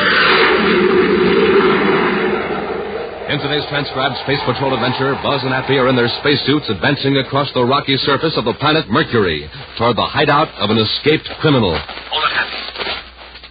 Something moved up there ahead of us. It looked like an animal of some kind. An animal on Mercury? Yeah, that's right. Whatever it is, there's another one. Hap, they're small robots. Castro is probably using them to observe us. They look like turtles, except that they move a lot faster. You go back a few hundred yards and figure out another plan of action. Hap, look behind us. We're surrounded by them. Yes, sir. Oh, my leg! Some kind of weapon. They're shooting pain rays right through our spacesuits. They're closing in on us, dozens of them. Commander, I can't move. We'll return in just a moment with today's exciting Space Patrol adventure, The Super Brain of Balmer Castro. Say, Captain Two-Fell, will you settle an argument for me and the gang? I'll sure try, Tony. What's the trouble? Well, sir, we're all fighting over which Nestle's chocolate bar is the best. Katie says the milk chocolate. Joey votes for the almond bar. But I say Crunch is the greatest. What do you think? Well, now, Tony, that is a tough one. Because as everybody knows, Nestle's makes the very best chocolate, no matter which bar you favor. There's nothing as smooth and creamy as a Nestle's milk chocolate bar in the red and white wrapper. And the Nestle almond bar in the blue and white wrapper is the same rich chocolate loaded with fresh toasted almonds. How about my favorite? Crunch. I was coming to that. Nestle's Crunch is the really different chocolate bar with a mystery, crunchy consistency that gets crisper with every bite. It's really out of this world. But which one do you really think is best? Best? Why, any Nestle's bar is best, Tony. There's never any argument about that. So, gang, when you want the best in chocolate bars, you want Nestle's. You know what Commander Corey says? He says Nestle bars are tops in our ration because they have all the rich milk and sugar it takes to speed up your jets and give you extra rocket energy. But, Captain, you still haven't settled our argument. Well, tell you what, Tony, why don't you take this handful of Nestle's bars to the gang and tell them there's no use arguing. Just remember, Nestles. Nestle's makes the very best chocolate. And now, today's Space Patrol adventure, the super brain of Balmer Castro. For nearly an hour, Commander Corey and Cadet Happy have listened spellbound to Dr. Ernest Blake as the great authority on the human mind describes his new invention, the cerebroscope. Dr. Blake, a member of the clinical consulting staff of the Criminal Rehabilitation Center on the planet Mars, has made a special space flight to Terra to report his recent discoveries to Commander Corey. As I understand it, Dr. Blake, your cerebroscope can actually increase or amplify intelligence. Yes, Commander. Its full applications and possibilities can't be estimated at present without further tests. A moment ago, Doctor, you said you had increased the intelligence of rats with your cerebroscope. Yes. From 50 to 100%. Wow. It's very interesting, Dr. Blake, but... Dr. Blake, have you experimented on humans? Well, that is one reason for my visit, Commander.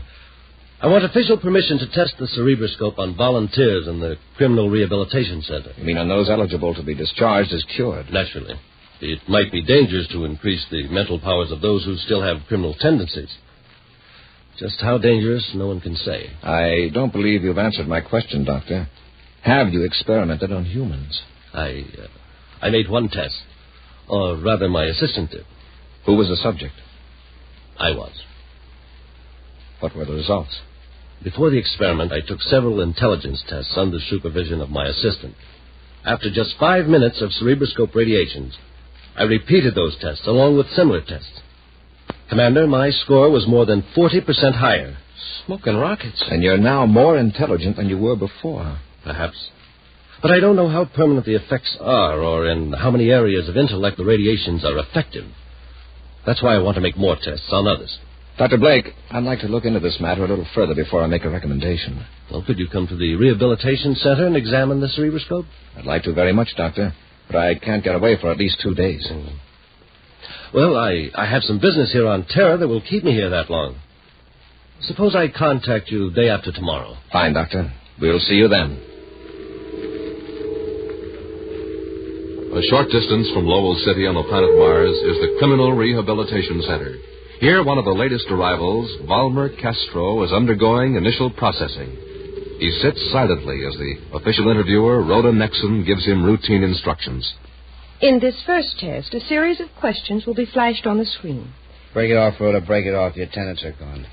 Well, just to be safe, Mr. Castro, I think we'd better proceed with a regular test. Now, look, I offered to let you use that cerebroscope on me in return for a chance to escape. The quicker you give me that treatment, the sooner I can figure a way to get out of here. I know, but we can't make it obvious that I'm helping you escape. I'm taking enough chances as it is. I'll cover you, Rhoda. I'll make it look as though I forced you to help me. Well, then at least take part of the test. We've got plenty of time. The attendants won't be back for 3 hours. How long does the cerebroscope treatment take? I'm going to give you 15 minutes of radiation. And that'll make me the smartest operator in the solar system, huh? Well, I can't promise that, but your brain will be at least twice as efficient as it is now.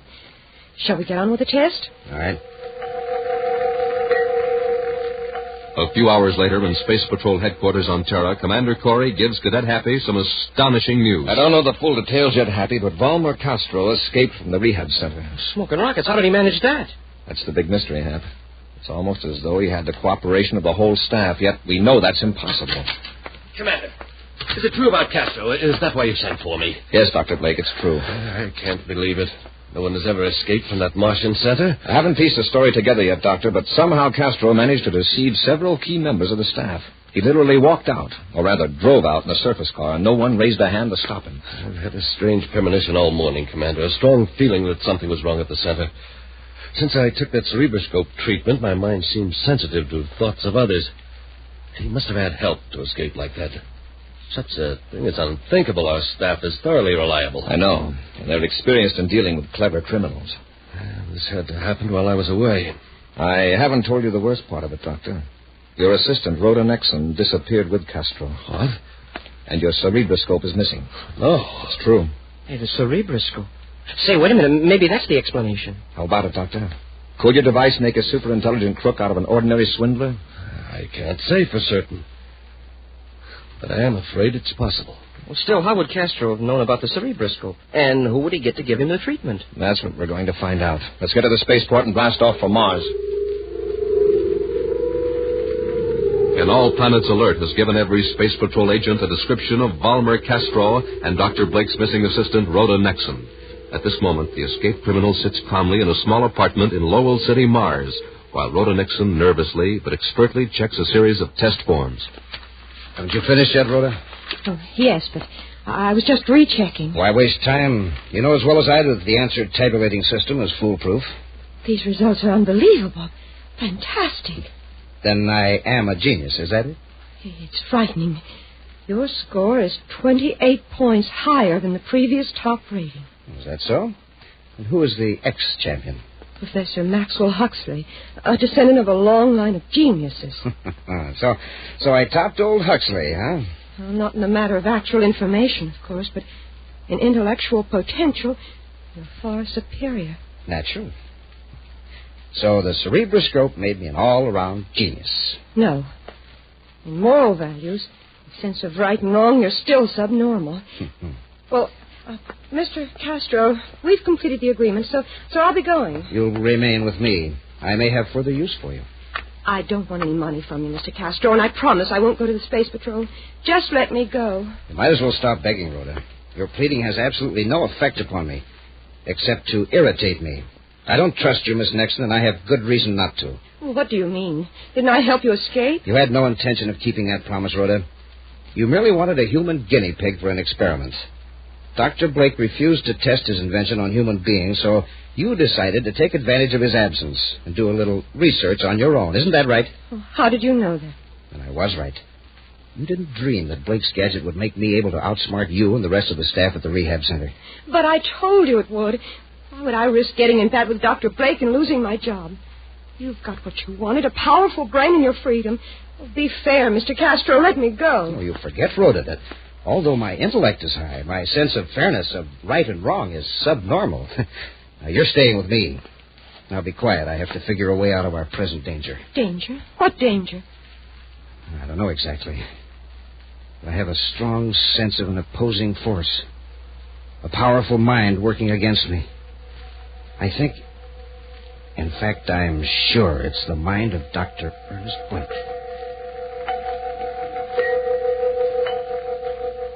Elsewhere at the Terra spaceport, Commander Corey and Cadet Happy are ready to blast off for Mars.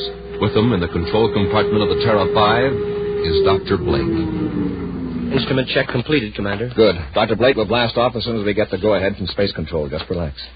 There's something I should have told you before, Commander. I don't think there's any doubt that my assistant, Rhoda Nixon, is responsible for Castro's escape. Mind you, I can't give you a single bit of evidence for suspecting her of disobedience. Yet I'm convinced of it. What's more, I'm sure that before we reach Mars, I'll be able to tell you where to find Rhoda and Castro. I hope you're right. Space Control Terra to Commander Corey aboard Terra 5. Corey here. Go ahead, Space Control. Mars space lock is clear, sir. Space Control on. Stand by for blast-off. Standing by, sir. Fire rockets. Fire rockets. Up ship and away.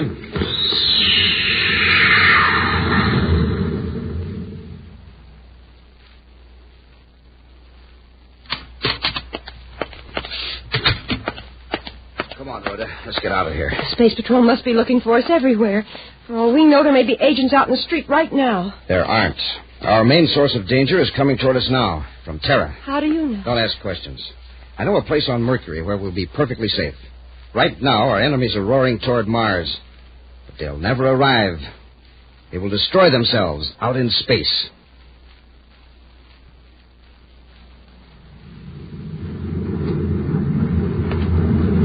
I just rechecked the vector computer, sir. We're 2 hours out of Mars. That'll bring us into Lowell City at 1340. Is Dr. Blake still sleeping? No, sir. The last time I went back aft, he was pacing his compartment and muttering to himself. When he saw me in the corridor, he slammed the door.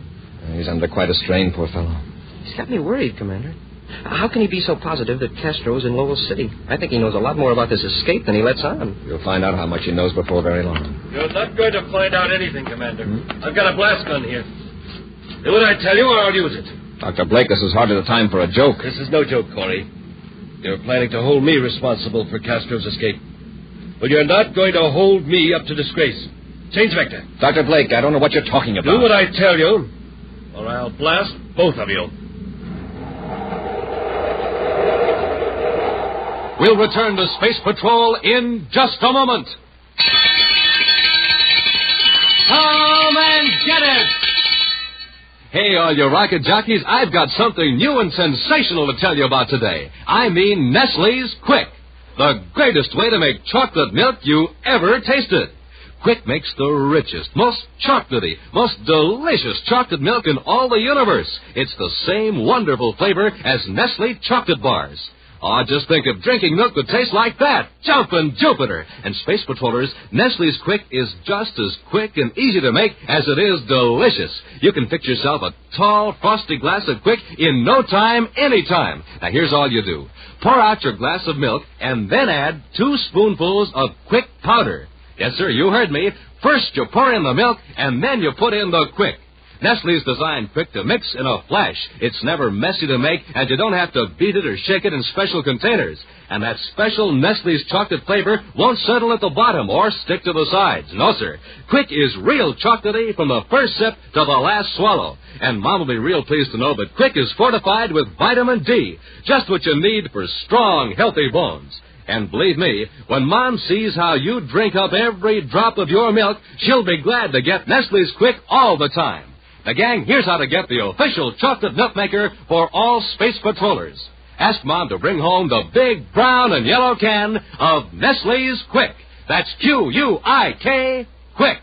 And then the happiest sound at your house will be the one that means great chocolate milk. That's the Quick call, like this. Come and get it! Nestle's Quick!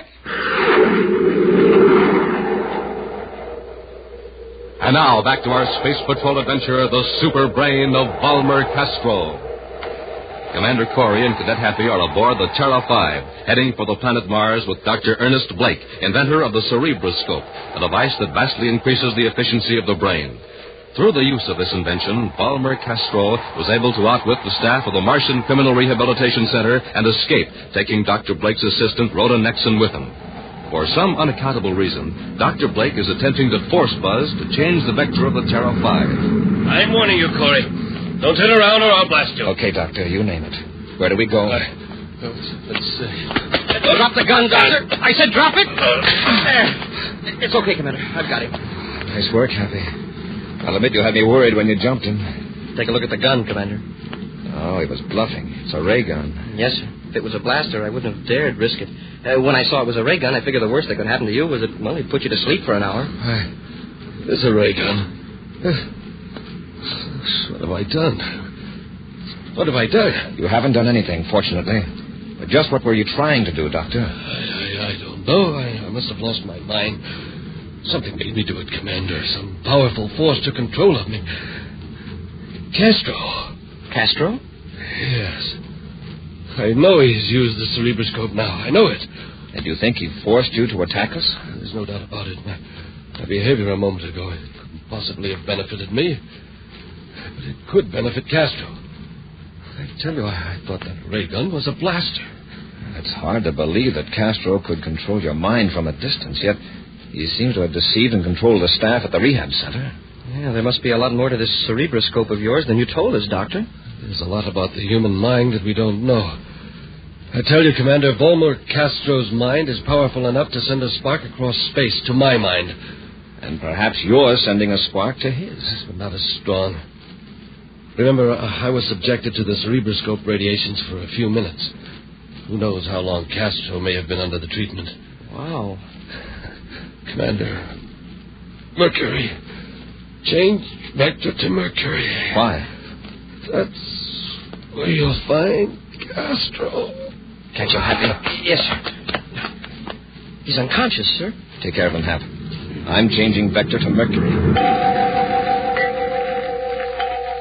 Some moments later, viewscope scanning beams sweep back and forth over the rocky surface of the planet Mercury as Buzz and Appy search for a trace of Balmer Castro. If Dr. Blake is right, we should be over Castro's hiding place. Should I wake the doctor, sir? I don't think you could, Happy. A while ago, I gave him a short burst with a vapor injector to put him to sleep. Smoking rockets. Is he getting out of hand again? No, it was Dr. Blake's own idea. He's afraid that if his brain is fully conscious, Castro might become aware of it and know we were after him. Oh, I see. So immediately after the doctor got his mental fix on Castro, he asked to be put to sleep. Uh-oh. Commander, look. A grounded spaceship. Yeah, in the black shadow of that peak. Without the infrared probe beam, we'd never have seen it. Get our spacesuits out of the locker, Hap. We'll land and search for Castro's hideout.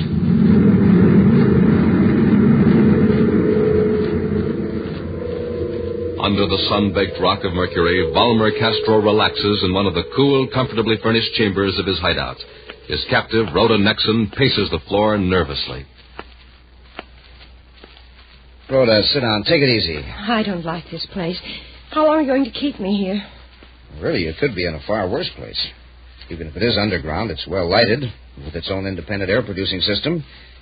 I've set aside a room for your private use. Look at you, Castro.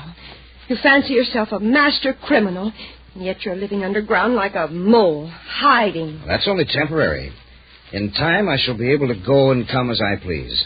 Suppose the Space Patrol finds your hideout. You're trapped. I'm not defenseless, Rhoda. I have a corps of alert and well-armed sentries guarding this place. I haven't seen a living soul here. That's right. I didn't say the sentries were living. They're small, highly maneuverable, and in some respects they think for themselves. Robots. Exactly. The robots could hold off quite a force until I escaped to the cavern of the spaceship, if necessary. I don't care how brilliant you are, Castro. You're still one man against organized society. At present, I am just one man. But a true leader has no difficulty recruiting followers. I will draw them into me with irresistible force. What's that? I better lock you up for the time being. What do you mean, lock me up? What's happening? The robot sentries have sighted a moving object on the surface near the hideout. Before I go to the control chamber, I'm going to put you where you can't interfere. Meantime, in their spacesuits, Buzz and Appy walk across the rough, oven-hot rock surface of Mercury, searching for Castro's hideout. Suddenly, Buzz grips Happy's arm. Hold it, Happy. Something moved up there ahead of us. It looked like an animal of some kind. An animal on Mercury? That's right, there's no atmosphere. Well, whatever it is, there's another one. Hap, they're robots. Castro is probably using them to observe us. They look like turtles, except they move a lot faster. We'll go back a few hundred yards and figure out another plan of action. Hap, look behind us. We're surrounded by them. Yes, sir. Oh, my leg. There's some kind of weapon. They're shooting pain rays right through our spacesuits. They're closing in on us. Dozens of them. But they've stopped now. It's almost as though they were watching us. They are, and so am I. It's Balmer Castro, I believe. That's right, Commander. I can see every move you make through the viewscope eye of each of those little robots. I can monitor you through any single robot or a combination. Now, since you seem so anxious to find my hideout, my sentries will escort you. Follow them. All right, Castro. First, drop your ray guns. Go on, or I'll jolt you with a pain ray. That's better.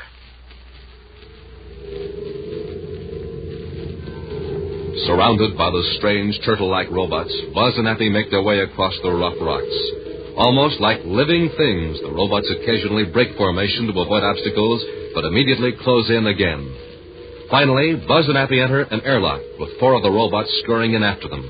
At last, they're in an underground chamber, face to face with Balmer Castro. That's it, gentlemen. Raise your face pieces. All right, Castro. What have you done with Rhoda Nexon? She's here, Commander. You'll join her in a moment. You were directed here by Dr. Blake, I presume. I thought I'd disposed of him out in space, but occasionally I still seem to make slight contact with his mind. Here, Rhoda, I brought you some company. Space Patrolman. Yes, Commander Corey and the Cadet.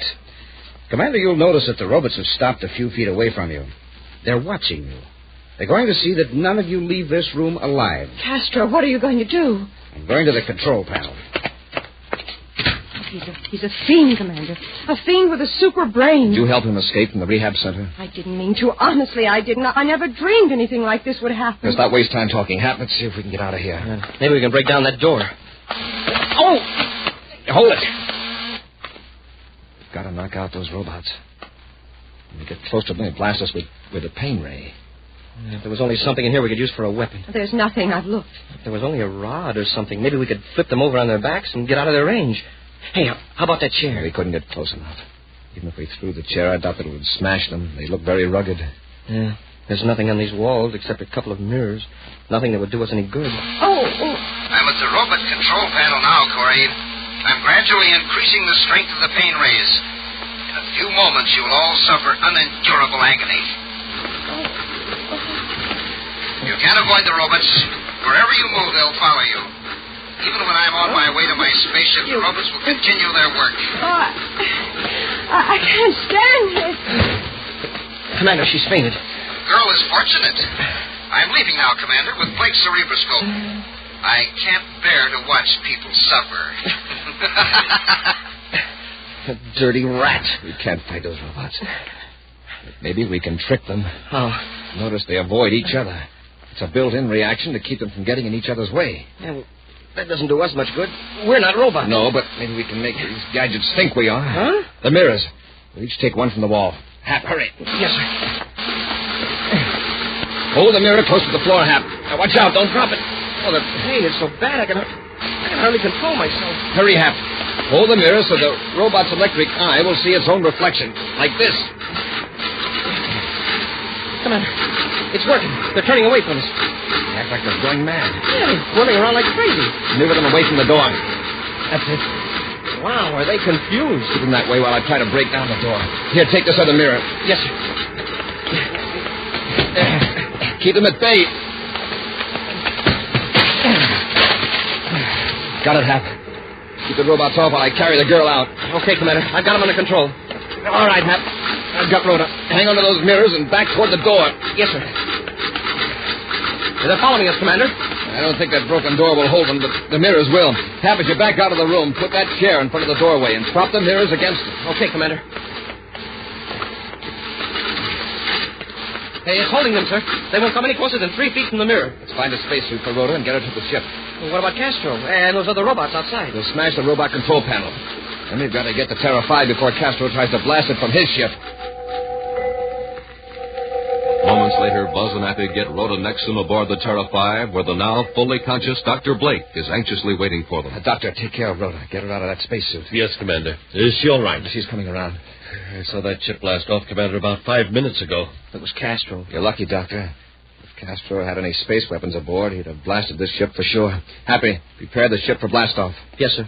My cerebroscope. Did you find it? Castro took it with him. You were right, Doctor. Rhoda gave him a treatment. He's got a super brain.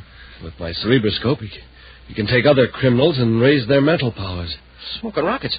He can form a ring of super criminals. That's what we've got to prevent. Yes, but what chance have we got? That tremendous intellect of his. Don't forget, Doctor. No man is really smart if he sets all decent people against him. Happy, fire rockets. Up ship and away.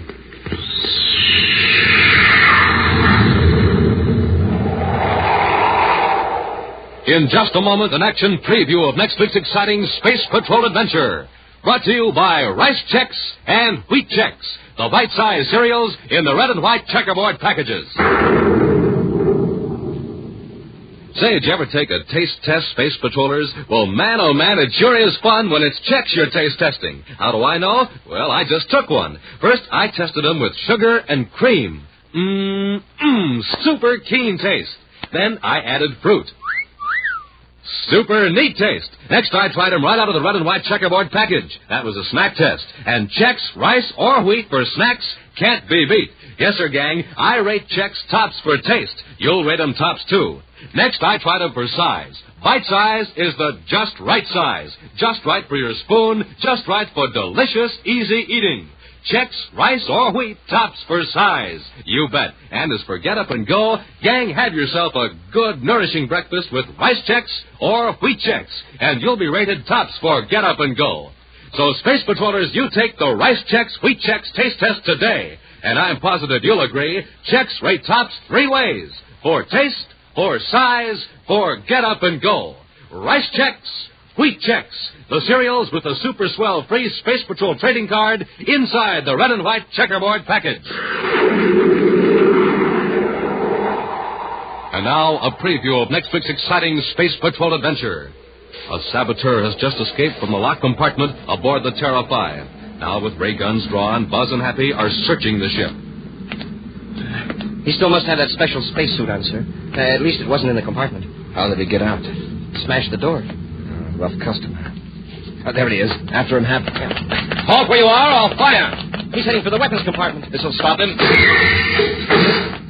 Wow, that ray gun never even phased him. It's that suit.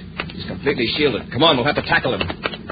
He's in the compartment with all those weapons. All right, Halcorn, come out of there. Haven't get me. And you better have something better than a ray gun, so they can drop you if you take another step. Be sure to join us next week for the thrilling story, The Test of the XK-3. Space Patrol, created by Mike Moser, starring Ed Kemmer as Commander Corey and Lynn Osborne as Cadet Happy, was written by Lou Houston. Produced and directed by Larry Robertson, executive producer Mike Devery. Other players were Norman Jolly, Virginia Hewitt, Ken Mayer, and Anthony Sides. Dick Tufel speaking. Now, don't forget to tune in next Saturday and every Saturday for the new, exciting Space Patrol! Space Patrol was brought to you today by Nestle's Quick for the greatest tasting chocolate milk and those famous Nestle's chocolate bars. Be sure to see another exciting Space Patrol program on your local ABC television station. Consult your local paper for time and channel. This program is broadcast to our armed forces overseas through the worldwide facilities of the Armed Forces Radio Service. Space Patrol came to you transcribed from Hollywood. This is ABC Radio Network.